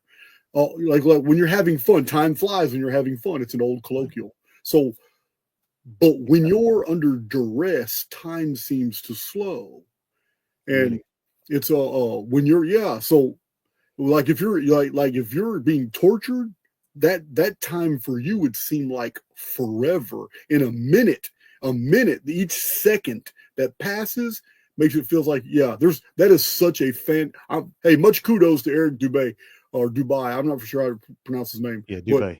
Is it Dubay? Yeah, much kudos. That is a fantastic illustration. It really is, and it tells us so much. It just reminds us that things aren't in balance everywhere in nature. That is not balance. The scales are always tipped in the direction of fear, pain, and suffering, because that's what I call this realm. That's what whatever force or entity created this realm wants. Absolutely. That's what this place is for, is to generate all of that. So there can never be too much joy and happiness. All of that is kept in check, which is why whenever you've found in human history any brief little pocket of apparent joy being experienced by many people, peace, happiness, it never lasts for long. Listen, Mark, Frederick Nietzsche nailed it in the 1890s. Frederick Nietzsche says, when a matter becomes clear, it ceases to concern us. There is no long standing with euphoria. When you feel something really, really good, it's very temporal. It's very short lived. And then it's just something you assume to be true. Like if you make a discovery you're very happy about, it's over with. An hour later, it's just something now you know, not something you're excited about anymore. Yeah, true euphoria is very, very finite. I mean, it happens. You're really super excited about something, and it's over with. It's always kind of anticlimactic. Yeah, the more we process this, the more I talk to you about this, the more I'm seeing evidence of something that I've already been promoting, which is negative default programming. That there is a substrate of negativity that overwrites every experience in the construct. It's amazing. Exactly. And some people might consider it an act of genius on the part of the architect for having put into place a system which self-governs itself in this way, so it doesn't need anyone presiding over it. I mean, an analogy I've often used is if you think of a really functional website, such as an airline website. You go to book a flight on the website, you book the basic flight, then the website will try and sell to you extras like a suitcase, bring a suitcase on and pay a fee. Yeah, it's irritating as hell. I know. Pre-order a sandwich. Do you want to hire a car when you get to the other end? Do you want a text sent to your phone for £1.50, whatever? At no point in that entire process has any human being been involved. Nobody's there saying, oh, look, somebody's booked a flight to Spain. Let's try and flog them a sandwich. The system does that. And I think that's what goes on in this reality. That there's no need for any overseeing. There's no need for any moderating. It moderates itself. It governs itself. That's what we've got here. And I did say at the start that I wanted to try and veer things in a more positive and hopeful direction, because I don't want to send people off to gas themselves in their garage, with this conversation. Well, don't be too hard on yourself. You got 1,500 people listening to you, and by the end of the day, there'll be another 3,000 or 4,000 or 5,000. So people are resonating with this conversation, believe it or not, even though we started a little dark. Well, that's good to know. And also, despite the best efforts to prevent this conversation from going ahead by causing the call to drop out for several minutes. Right. And my laptop to behave very strangely, with the trackpad moving by itself all over the screen without me doing anything. That's never happened before. That's never happened to me in any previous conversation that I've had. So something's going on there. Yeah. But anyway, to steer things towards a more positive outlook, I do feel that we can draw some hope and some positivity from the knowledge that we have something which we would call a conscience. So we instinctively know the difference between right and wrong behavior. Unless we're psychopaths, sociopaths, or narcissists, obviously there are exceptions to that rule. And a psychopath doesn't know the difference between right and wrong. That's what makes them a psychopath. But when you had Mark Passio on the other week, he was talking about how it's a good idea to state things in the apophatic, describing what something is by explaining what it's not. And I think a mistake that people often make when it comes to morality is they say that the golden rule is do not treat others in a way you would not wish to be treated yourself. But a better way of expressing that, as Mark reminded us, is to say do not treat others in a way you would not wish to be treated yourself. So all of us know how we don't want to be treated. And if we would only observe that rule by not treating others in a way that we wouldn't appreciate being treated ourselves, we wouldn't want this thing done to us so we don't do it to other people, then the world would be a very different place. But where does that instinctive inherent knowledge come from? Because we all know what we should and shouldn't be doing. It's wrong to harm people. It's wrong to kill people. It's wrong to steal from people. Where does that come from? That's our conscience. That's what it's described as, this instinctive knowledge between right and wrong. And I think that harks back to our original nature. So clearly we come from somewhere. We can know this from the fact that we exist. Something created us the same way it created this realm. And I'm very much aligned with the Gnostic viewpoint on this. I don't describe myself as a Gnostic. I don't identify that way because I don't adhere to any kind of religious system or sect. But I think they were pretty much on the right track when they described humans as divine sparks. So we're individuated units of original God consciousness, if you like. So this harks back to the original true generative creative force in nature, which would have set everything else in place, which many people would choose to call God or the Most High. I feel that we are expressions of that original divine consciousness. And I very much lean towards the idea of a sort of demiurge, this lesser God, which would be the architect of this realm. You can call it Satan, you can call it Yaldabaoth, you can call it Yahweh, whatever name you want to put on it. There have been different names for it and different interpretations in different civilizations and traditions. But the idea is always the same, that this entity was somehow able to create this realm for itself, and it trapped original divine sparks, expressions of that original consciousness in this place. And as we've said, it's facilitated to generate fear and pain and suffering from us. Some people refer to it as louche energy. And clearly this system works very well.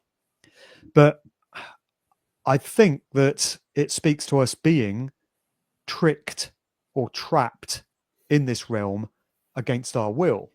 Somehow this was achieved. Somehow we were coerced into incarnating into these physical bodies to undergo these experiences.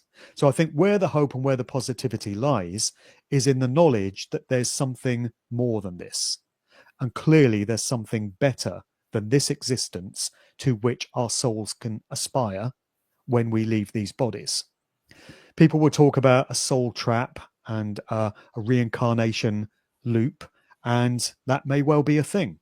I don't know. I've never had a near-death or out-of-body experience myself. All I've got to go on is the accounts of those who have, and people who claim to have the answers to such things. But that's where the positivity comes from. The knowledge, as far as I'm concerned, that there's something far more and far better than just these human lives which we find ourselves undergoing at this time. We just have to make better decisions when we find ourselves in a position to leave these bodies and move on to whatever may lie beyond. Yeah, I'm all for it. To add context, I don't believe in soul trap, but I believe that we're splitting hairs because there are different definitions, there are different ideas and concepts attached to when people say soul trap. And so I'm on board with. I'm going to go back. I'm going to backtrack a little bit to what you initially stated about Jesus. To me, he was a literary masterpiece, a very spiritual story. I don't believe spiritual, immortal beings passing through this construct need a physical Jesus that went through all those things and walked on water and turned water into wine and healed the blind and fed 5,000 people. None of these things were in the original Christian documents. They didn't appear till 200 years later. But that's neither here nor there, because Jesus himself was specifically asked with so many teachings and with so many different people telling us what to do, what is it that we just really need to know? He was specifically asked this, and his answer was what you just said. He's basically said the golden rule was his answer. This was his response: do unto others as thou wish done unto you. So he said that this is the whole sum of the law.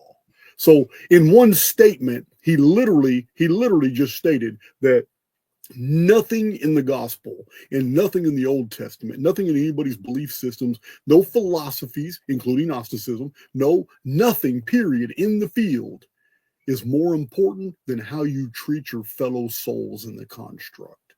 So if that's true, if Jesus, we know Jesus said this, but if that's true, then what you're stating about this is a fundamental thing we already know. You called it conscience. It's in our conscience. So then that means that would necessarily imply that we learned that somewhere else and we brought that information into this experience with us. This is something we already knew. And all the religions of the world are merely an attempt to explain the experience. They're not, and they don't really do a good job. I like Gnosticism. I like the idea of Yaldabaoth. I like the idea of the books of Yao being the Great Pyramids.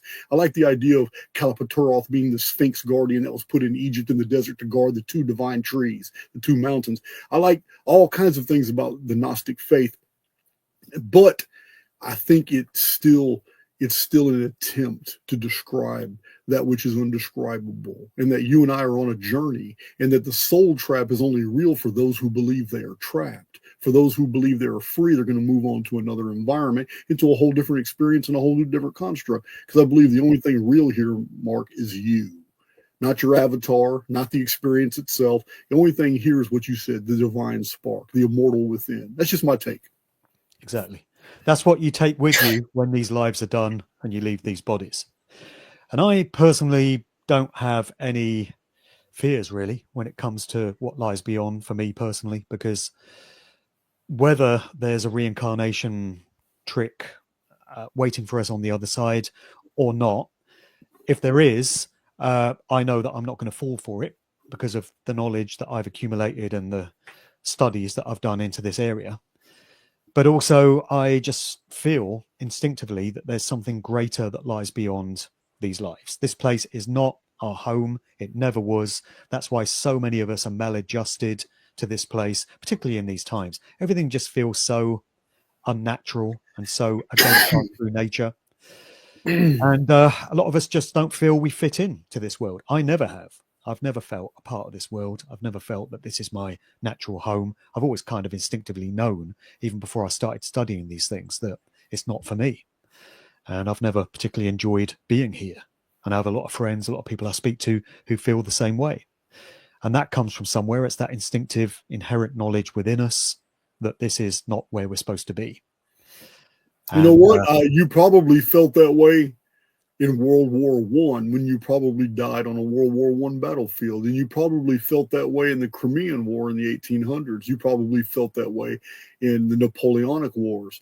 I believe we're living through life sims, and that right before a systemic reset of the system itself to clear the cache, because too much information, there's too much going on in the field now, and the construct's having a problem with all the trying to maintain multiple routines, because that's what belief systems do. It creates new reality tunnels that have to be programmed, but it's got a finite amount of energy to do that. So it creates these dungeon programming loops that are self-perpetuating, but it's still not enough. Too many people are waking up. It is my belief that once a soul begins to wake up, it's no longer welcome here, because the processing power to create your world for you to be believable, despite the fact you've become a cynic and you're now looking at the reality as being something unreal, you're not welcome here anymore. This is probably your last run. You're going into a whole another. You might go home first and then decide it's time. You know what?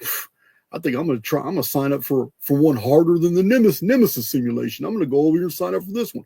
I think the attitude that you have is by virtue of long contact with many lifetimes you've lived in this construct, and they can't pull the wool over your eyes anymore. You know this isn't real. And the reason I have to make this assessment is because I have to when in studying paradigms, Mark, I cannot practice exclusions. I have massive data sets on all kinds of things about this experience we call reality, and I'm sharing them with my community all the time. And one of those data sets is the fact that everything must fit somewhere. I cannot take this one data block here and not insert it into the human experience. And that block is the Russian and Scottish studies on children before they hit puberty and how detail specific they are, in that they were former people living locally. They know everybody in the family. They know where they hid money behind a brick in an old home. They can give detail specific information, but once they hit that puberty wall, all that memory from a previous lifetime is gone. So I can't take those studies, which I've accepted to be true now. I can't take that many studies and then shelve them. Therefore, if something is true somewhere, then it's probably true everywhere. If some kids have been documented to be living multiple life sims, then we're all living them. We just don't remember. Yeah, last time around for me. I've been looking at a lot of accounts of near-death experiences. And one thing that I have noticed is all the people that say they've left their bodies and gone to the astral realm and have encountered entities that have coerced them into going back into their bodies. It's always the same message. You have work to do. You've got a mission to complete. There's people back there on Earth that are relying on you. It's not your time to go yet. And a lot of these people have said, oh, they felt so fantastic in that spiritual realm, and they felt ecstatic and blissful. And the last thing they wanted was to be stuffed back into their bodies and get back into this dense reality and have to undergo these experiences again. But they came back anyway. And a lot of them say that they were coerced to come back by a religious figure. If they happened to be religious, if they were a Christian, it would have been Jesus. All by frames of reference. Yeah, or it would have been Buddha or Krishna or whoever. Yeah. Or if they weren't particularly religious, it would have been a family member who had departed, their mother or their brother or an uncle or something, who would have appeared to them and said, oh, you've got to go back, the family needs you, or whatever it was. All these people that do end up coming back into their bodies and having to complete the rest of their lives here tend to be people who wouldn't have done any kind of research into these subject areas. They're probably entirely unfamiliar with the idea of any kind of soul trap. They're probably entirely unfamiliar with the idea of this place having been created by some sort of malevolent entity and it being here to extract loose energy and fear and suffering and all the rest of it. I've yet to hear of an NDE account from a truth seeker, to call them that, somebody that's looked into all this stuff. You don't get that. You never get anyone that would have done the sort of studies that you and I have, having some sort of bizarre accident and leaving our bodies and then coming back again. It's only the ones that have bought the lie of this construct. So they're probably people that were into all the trappings of organized society. They're probably quite materialistic and they enjoyed watching TV and watching sports or whatever. They've probably been mind controlled by the news all their lives. They probably actually believe that governments are there for our betterment and to enrich our lives. So you're saying the NDE, all those lives. So the NDE is near-death experience. These, what you're basically communicating to me is that you find these to be genuine because the type of people aren't the ones that are even known for espousing this type of material. And I agree with that. I agree. I don't have a problem with NDEs. I do kind of criticize some of them because they sound to be overly imaginative. They may be making them up. There's a lot of people on YouTube who just got all these wild stories. Many of them are genuine. Others seem to be part of grifting. Now, when it comes to NDE, I've noticed that too, how it's a totally different type of individual. It's not There's always a particular type of person that you get. Yeah. So coming back with those stories. I don't find the same to be true with OBEs. That's not a near-death experience. That's an out-of-body experience. And right. I'm very critical of those. I've got videos criticizing them because I've listened to them, their syntax, their grammar, the way they describe things, how in their descriptions, some of these guys switch from first person to third person. And there's all kinds of like law enforcement investigative techniques that you can learn, and you can listen to somebody and you can see the lie. You can see when they phase into the lie part of their narrative. And yeah, I criticize a lot of the OBEs, but the NDEs, yeah. Jeff Mara has an awesome podcast that goes into a lot of NDEs, but he also entertains the OBEs as well. Yeah. It's like a program is being run because the NDE experiences come back and their stories all tally with each other. They all experience pretty much the same thing. And it's the same with UFO abductees. There's so many parallels between all their stories, getting beamed up onto a craft and being probed and experimented with and losing time when they come back. I suspect the UFO thing to be largely down to governmental experimentation, mind control experimentation on behalf of shady government agencies. That's just my personal feeling on it. But it's all programs. All these people have the same sort of experiences and come back with the same accounts. And everything's a program. This entire realm is a program being run. Yeah, the time dilation is what fascinates me because, yeah, there's the whole alien abduction phenomenon could just be a bunch of humans abducting running breakaway technologies, because breakaway technologies are becoming more and more evident. The faster that the public sector receives new technologies and stuff, the more we're realizing these technologies already existed and probably existed for many, many decades before they were released into the public sector. So there are breakaway technologies like underground facilities that are being run by humans that are doing genetic experimentation on human females. And when they abduct and drug these females would wake up on tables and labs, and the people in their immediate environment are wearing these ridiculous bulbous-headed alien costumes, and because they're also in a drug state, they're also sedated. They're going through an implant process or an examination. This is what they see in their immediate environments. But under hypnosis, many of these females were asked, well, what do you see behind them? What else is in the room? Is it the inside of a UFO? What's going on? And that's when the females under hypnosis are like, wait a minute, that's all normal hospital stuff. There are men in black suits in here with people wearing these deals, and they'll take the alien deal off. The testimonies coming out now are amazing. Like, this is a huge psyop. It's an operation that's being run so that the victims would absolutely believe it is an extraterrestrial species doing this to them. Yeah, it just feels like a division of MK Ultra, mind control. Yeah. From those nice folks at the CIA. Who knows? UFOs might all be NASA. I suspect it is, personally. Who knows? It's just crazy how layered all this research is, because I started out getting on for 20 years ago, coming to realize that the world is run by occult secret societies and these different groups and networks, and it filters down the hierarchical power structure. And it goes into politics and governments and the world of medicine and science and the military and academia and the mainstream media. And of course, it expresses itself through entertainment as well. And that was the specialist area that I wanted to research, looking into the music industry, but also Hollywood films and the TV industry, and all these different methods of mass mind control and the pushing of social engineering agendas coming out of Tavistock and SRI, places like this. Yeah.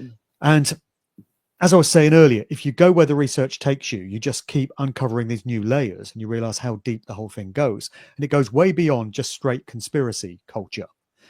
It goes way beyond groups of humans who are pretty nasty and pretty evil and pretty shitty and just want to control and subjugate the rest of humanity. It does go beyond that. It comes down to the question of what sort of realm of existence can facilitate these types of behaviors and activities in the first place. And that's where you plunge down about 5,000 different rabbit holes all at the same time, and you arrive at this point of questioning, what is this place? What is it? There are no clear answers. I mean, to mention Eric Dubé again, because I know you enjoyed that previous analogy. Another great one I heard from him in one of his videos was, imagine you wake up one day on a boat. You're out in the middle of the ocean somewhere, and there's a bunch of other people on the boat, but nobody on the boat knows how they got there. They've got no memory of how they came to be on the boat. They've got no memory of where they are. They've got no memory of where they've been. They've got no idea of where the boat is going. Various people on the boat claim to have all the answers, and they say that you should follow them and they'll lead you to where you need to be, but they all turn out to be dead ends. And one person will claim they've got all the answers and then the next man is wrong. And then that guy will say, no, you're wrong. I've got all the answers. Everyone starts bickering and arguing amongst themselves on the boat, but you're still lost at sea and you don't know where you're going. Is that not the perfect metaphor or analogy for these lives? At some point in these lives, in early childhood, we become vaguely conscious of the fact that we exist, of the fact that there's this world around us with other people in it and animals and other expressions of nature. But we have no clear answers as to what any of it means or where we came from, what we're supposed to be doing here. You can seek the answers. You can pray if you feel the need, but you won't get the answers. You might try and delude and convince yourself that you have, but you won't actually get the answers because there's no kind of God out there that has any interest in providing those answers. There's no kind of God that's interested in anything you might be asking for from it. And this is demonstrable through considering how much prayer, or you can call it intention or whatever other name you want to put on it, has been offered up through the course of human history, through times of great hardship and struggle, people asking to be delivered from all these terrible things that they're undergoing, and the fact that the terrible things never actually end.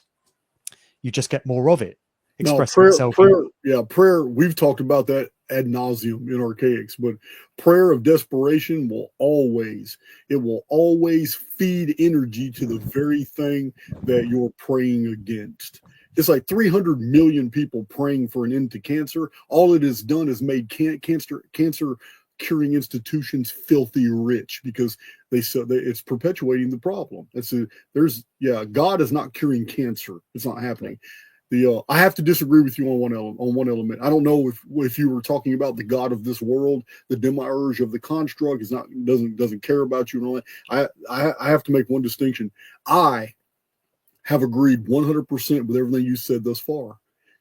Where I diverge is that I believe that we are immortals borrowing an avatar that belongs to the construct. This is constructual material, and we're just passing through the construct. But this construct was made so perfectly as to do exactly what you're describing, that we can't learn anything about it. Is despite how intelligent we are, despite how we can use deductive reasoning, how we can analyze our entire environment, the process of elimination, and we still can't get a hold of exactly where the hell we are. That means that this experience was made greatly, because if you could ever figure it out for real, then the experiment wouldn't work. But I believe that you and we're moored to source, and that outside of this experience, there is a loving God. And I believe that benefactor there does have a modicum of interest about what goes on in here, because our controllers already have all the money. They make it. Our controllers already have the entire military industrial complex for every single country. They own that. They've made it. They manufactured it. They own every individual who has signed that contract. The apparatus has been in place for centuries to totally enslave the entire world, but it hasn't happened. You still have freedoms here. You still have things to enjoy. There is a benefactor force, a restraining force that's in here. So I only disagree on that. I do believe that there is a creator, but if that creator doesn't have much to do with inside this experience, because we're meant to go through this alone. This is character development. This is spiritual development. We feel very abandoned here. Yes, we do. Absentee God. And I was talking about the demiurge there, or, Yaldabaoth, whatever name. Oh, okay. Yeah, I kind of figured you were. I just want a little clarity. Yeah. I mean, I'm with you that there is an original creator God, if you want to express it that way. I personally think that we are expressions of it, individuated units of that consciousness, of that power, of that force. I don't think it's necessarily something that's outside of us. So we're entrained through religious systems to externalize things onto some God that's out there, and some God that we have to worship and, is worthy of us, dedicating our lives to it. I think we probably are expressions of that God in individuated form.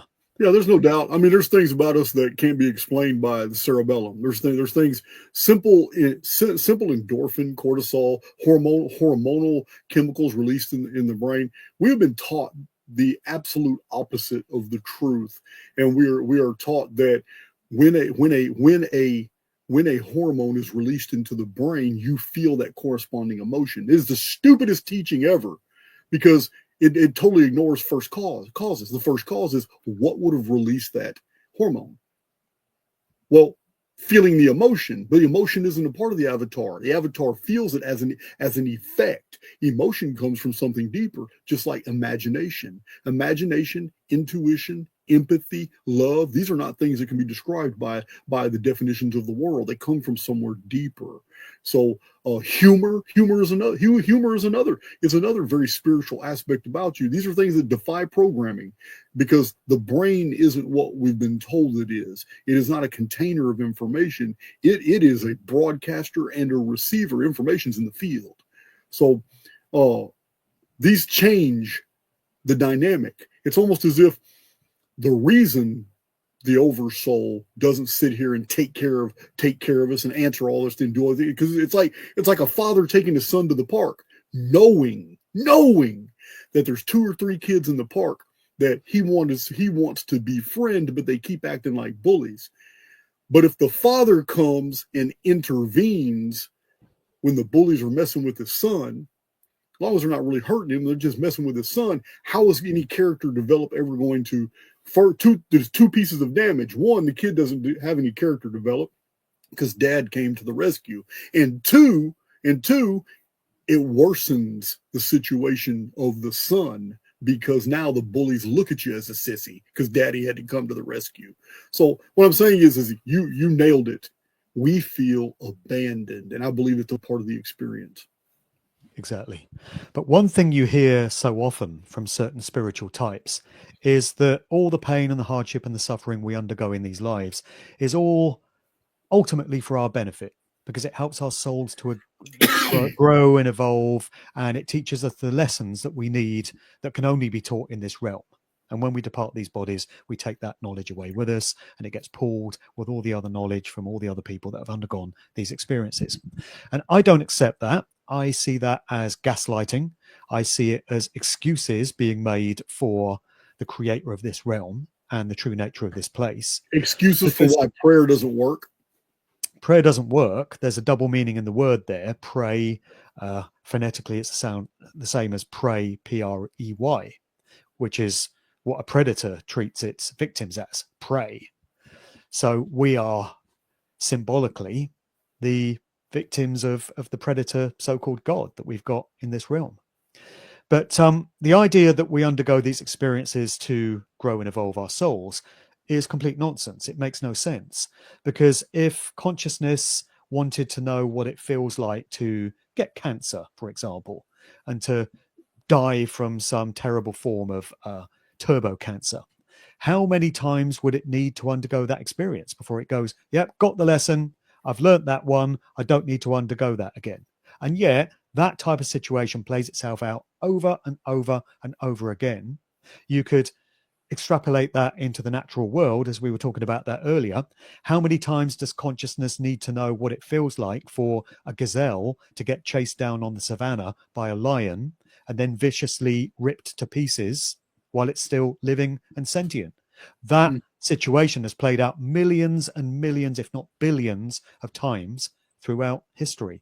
So the idea that all this pain and all this suffering and all this trauma ultimately has some noble benefit for us in some way, or our souls, is to me nonsense. And it's making excuses for the very plain and very obvious fact that this is a hell realm constructed for suffering, to cultivate those things. And the best hope that any of us can have, the mission that we can dedicate ourselves to in our lives, is to find whatever way we can to never end up back in this place ever again, and to transcend it and move beyond. And I think sharing knowledge like this and having conversations and discussions of this nature are hugely valuable in that process. I can't actually think of any better use of somebody's time and attention and intelligence than engaging in conversations of this nature. And yet I could go down the pub tonight in my local town, probably will actually, and all I'll hear in there is guys just talking about football or what was on TV last night, and just completely banal conversations which have no bearing on anything, completely meaningless.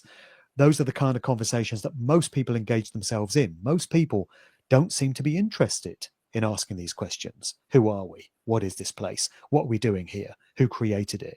You know, what's it all about? What happens when we leave? For me, these are the most important questions anyone can ever ask. I know it's that way for you as well, and probably everyone watching this show. And it just dumbfounds and amazes me that everyone is not asking questions of this nature. Maybe only certain of us, some of us, are cut out to be able to handle that kind of knowledge and take it on board. I don't believe the race is ready. I don't believe the majority, what I call the collective, I don't believe they're ready to move on. They're still enamored with the experience itself. I hear you talking about NPCs. Yeah, and you know, I could go down the pub later and I'll be surrounded by NPCs. It's a very real thing. Absolutely, they're still in love with the bars of the dungeons they've accepted to be true. So I find it great evidence that you are an immortal being, a spirit bewildered about your temporal experience. I find great evidence in this, in the very fact that you're so curious as to why this whole experience is so negative. Just the self-realization that you're in an environment for which you do not want to be in, to me, is evidence of spirituality. And to me, I would carry that logically over to, well, okay, let me see what a control system would feel about you being in here. Well, I'm a control system. As a control system, let's say I'm artificial intelligence X, and I only have a finite amount of processing power, and I have to create reality tunnels that you'll continue to believe, because it's my job. I have to, every soul that enters this construct, I have to give them a world that is absolutely commensurate with what they project. Their brain is a projector. What they're projecting, I'm reflecting back as circumstances to them, so they will believe the very world that they have been trained to believe in. But when you start questioning that world, it makes my ability to knit for you a reality tunnel much more difficult. Meaning, you're not welcome here anymore. You've begun questioning you've been questioning the very effect that I produce for you to believe in this experience, and it's not working. So to me, though, that minority, every run through the sim, that minority is removed. And we see this removal. I talk about this a lot on my channel. These are the Exodus events. These are the resets, these catastrophic resets that are actually a cover for the removal of populations.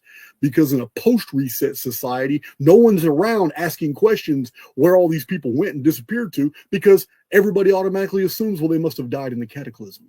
So these resets are punctuated, they're timed, and they're a clearing of the cache, because after a total systemic reset, that finite amount of processing power, it becomes massive, because all the souls that required their own reality tunnels, and I had to expend all that energy knitting all those to make it believable, while they were causing me more and more problems, and maintain my dungeon programming feedback loops that held all these religions and philosophies and political systems together. It almost got too much to where I had to induce a systemic reset. But once I did it, it cleared the field. Now I can relax. And it's very easy to world build, but it may take 5, 6, 7, 800 years for me to hit that critical mass again by the souls that are now waking up. This is the system that I promote. I promote that we're on a programmed feedback loop called history. And this is why so many things in the historical record don't make sense, because we're not on a linear projection. We're on a cycle, and every run through the cycle, the human family's behavior during that run has altered some of those fundamentals, has altered some of those. So we see different and weirder stuff in the historical record. In the archaeological record, things aren't making sense. These are fossils in the programming. And we've learned to identify many of them in Archaix. Timelines and cross-calendrical parallels, synchronicities, deja vus, Mandela effects.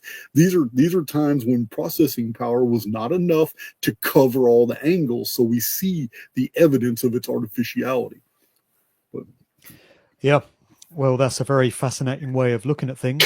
And I've looked at research involving Tartaria, mud floods, lost civilizations and such, and also information concerning the true nature of this realm, what created it, and all the stuff we've spoken about today.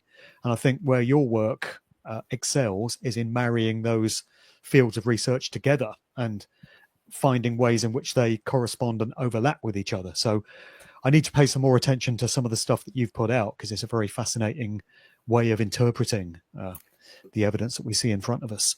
It's all positive, though. It is all positive, because a lot of people come to Archaix, Mark, with a real bad, because when they see my research on Christianity and different comparative religions, they all think it's all going to be dark, and then they get their mind blown when I drop a We Immortals video, and they realize how my message is totally opposite of the data sets I'm publishing. The data sets are necessary, just like you. You came in this conversation for the first 45, 50 minutes basically on a dark plateau that was turning some people off in the comment sections. You understand? People get turned off by listening to negativity, but you were painting a scenario for which was necessary for where the direction of your message was actually going, and that's Archaix as well. If I didn't believe there was any hope at all, having looked at some of this bleak, dark material that I have, I would probably have taken myself out of here by now. I'd have had Yeah. a date with a length of rope by now.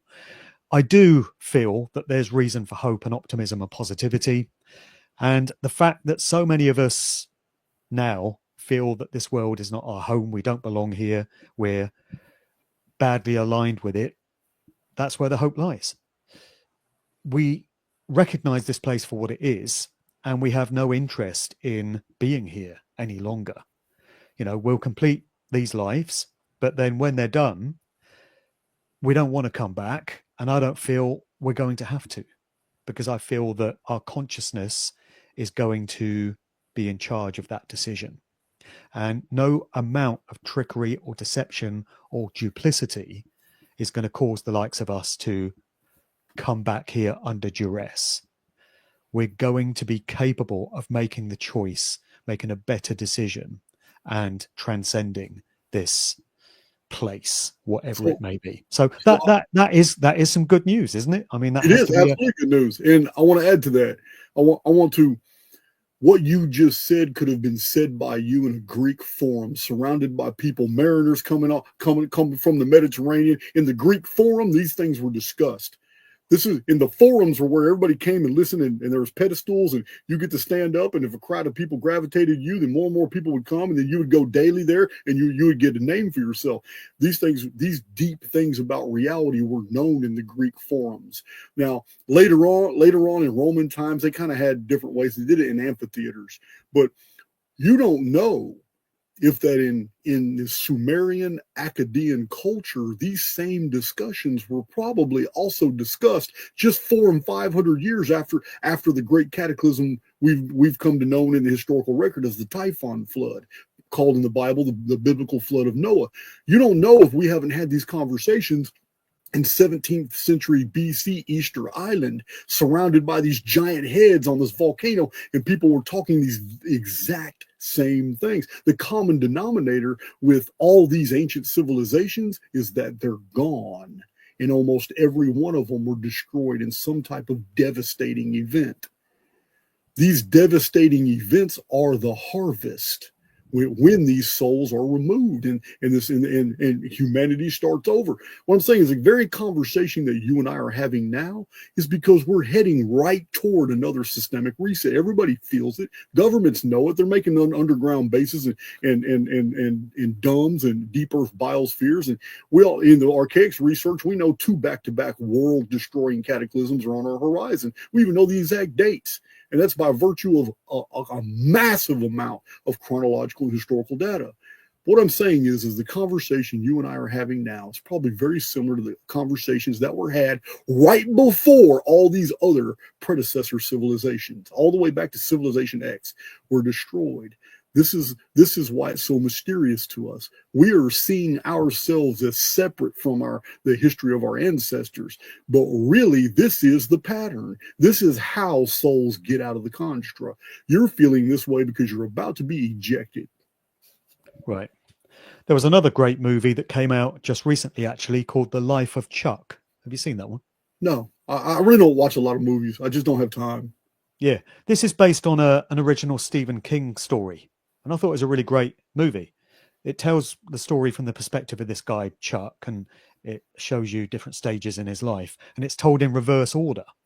And the first storyline, it begins with the end of the universe, the end of this creation. Everything just switches off.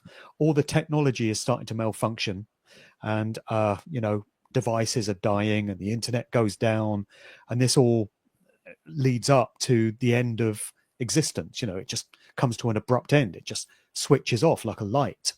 And then the story goes back in this guy's life, Chuck, and you realize that he's connected with this whole event.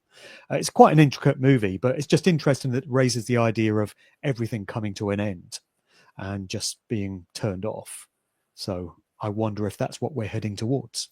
Yeah, listen, I'm all for it. I don't feel this is a bad experience. I don't feel it's a dark experience anymore. It's a dark world. It is, to me, we're living in a realm that was created by a demon that popped out of a burning bush. That's the best way I can say it. And even the oldest records that discuss this demon admit that he wasn't just called Yahweh, he had another title called El Shaddai. So when you look up El Shaddai in the Assyrian dictionaries, you find out that one of the worst, most treacherous, murderous demons in all of Assyrian cosmology were called the Shedom, and they were called the Shaddai.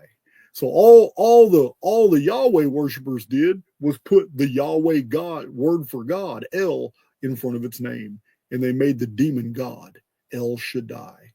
So yeah, that's the name of the demiurge. That is the name of the architect of this reality, and that's why it's all murderous. It's all about this entire predator versus prey ecosphere is completely designed off the model of the shedding of blood. Every bit of it. Right. Well, to that demonic entity, I would thank it for its invitation to come back for another go round, but I'll be politely declining that and taking a one-way ticket instead. Thanks all the same. Absolutely, man. It's been a great talk, man. You're more than welcome to come back, talk about something else. We got there in the end. I feel the construct did its best to shut this conversation down, but where there's a strong will, we're just going to keep coming back. Well, it's not just this today, Mark. We were scheduled 2 weeks ago. We were scheduled 2 weeks ago, and I had I had the time zone wrong, so we kept it on YouTube and rescheduled till today. Rescheduling till today, I had this weird microphone glitch I've never seen before happen to me. Then you disappeared off the deck. I was like, yeah, man. Yeah. Well, we did get there in the end. And this conversation is one that I'm very glad that it happened, because I think we've been some places, and I hope people have found value in it. And I've definitely appreciated chewing the fat with you and talking about things that most people never seem to talk about. These conversations are hugely valuable. So another great one in the bag there today, brother. Yeah, awesome. It's awesome. You ever come through Texas, man, let me know. Send me an email, man. Yeah, I've been all over the United States, but I've never actually been to Texas. So one day I would like to pass through Texas, man. Dinner's on me. Dinner's on me. All right. Sounds all good. Right. All right, Mark. So that was great stuff. If I have your YouTube channel in the description box. If you have any other links that you would like to share with my community, man, let me know. Send me an email. I'll put them all in the pinned comment and description box for you. Sure. Appreciate that. I mean, if people are interested in my work into the music industry, I've got 4 books in my Musical Truth series. They're all on Amazon. And for anyone in America, I would recommend that they get them from Amazon, because it's just such a ball ache to post books out from over here. They go missing and customs seize them and all sorts. But you'll find me on Amazon. I'm on YouTube. And my main website is djmarkdevlin.com. And from there, you've got links through to my various video channels and such. So, yeah, I've got a YouTube channel called Mark Devlin God Talks, which is where I've got all 21 of my monologues that I've done so far on these kind of subjects. So people might want to head over there, and they might find some of that content to be of interest. Wow, that's a lot. I didn't know you had all that. So my mods have been putting a lot of your links in the chat, so they'll stay forever up in the live chat right here too. But if you want to send me an email with your full links, or send it to Big John, and Big John will forward it to me, and I'll put them all in the description box for you. Sure. Will do, man. Great Just talking. Looking at the counter on the time counter now, we're heading very rapidly towards 2:16. Yep. How could we not? Well, I think my outro is going to put it in 2:16 because it's 3 minutes long. Yeah, probably 2:16 exactly. All right, Mike. Till next time. All right. Cheers, mate. He's got good energy, guys. But if we're going to make that 2:16, I'm going to have to go and play this outro right now to see if we can line that up. That's going to be awesome if we can do that. Let's see. All right. Let's see here. Let's try that out right now. Share this video. All right, guys. Our next video is the decode, the breakdown of the Lion, the Witch, and the Wardrobe. You guys knew that was coming. That's in a couple days. And then we've got Jay Weidner. I'm not sure how. You guys know he helped start Gaia. He was originally on Gaia. You know who he is. Anyway, I love you guys.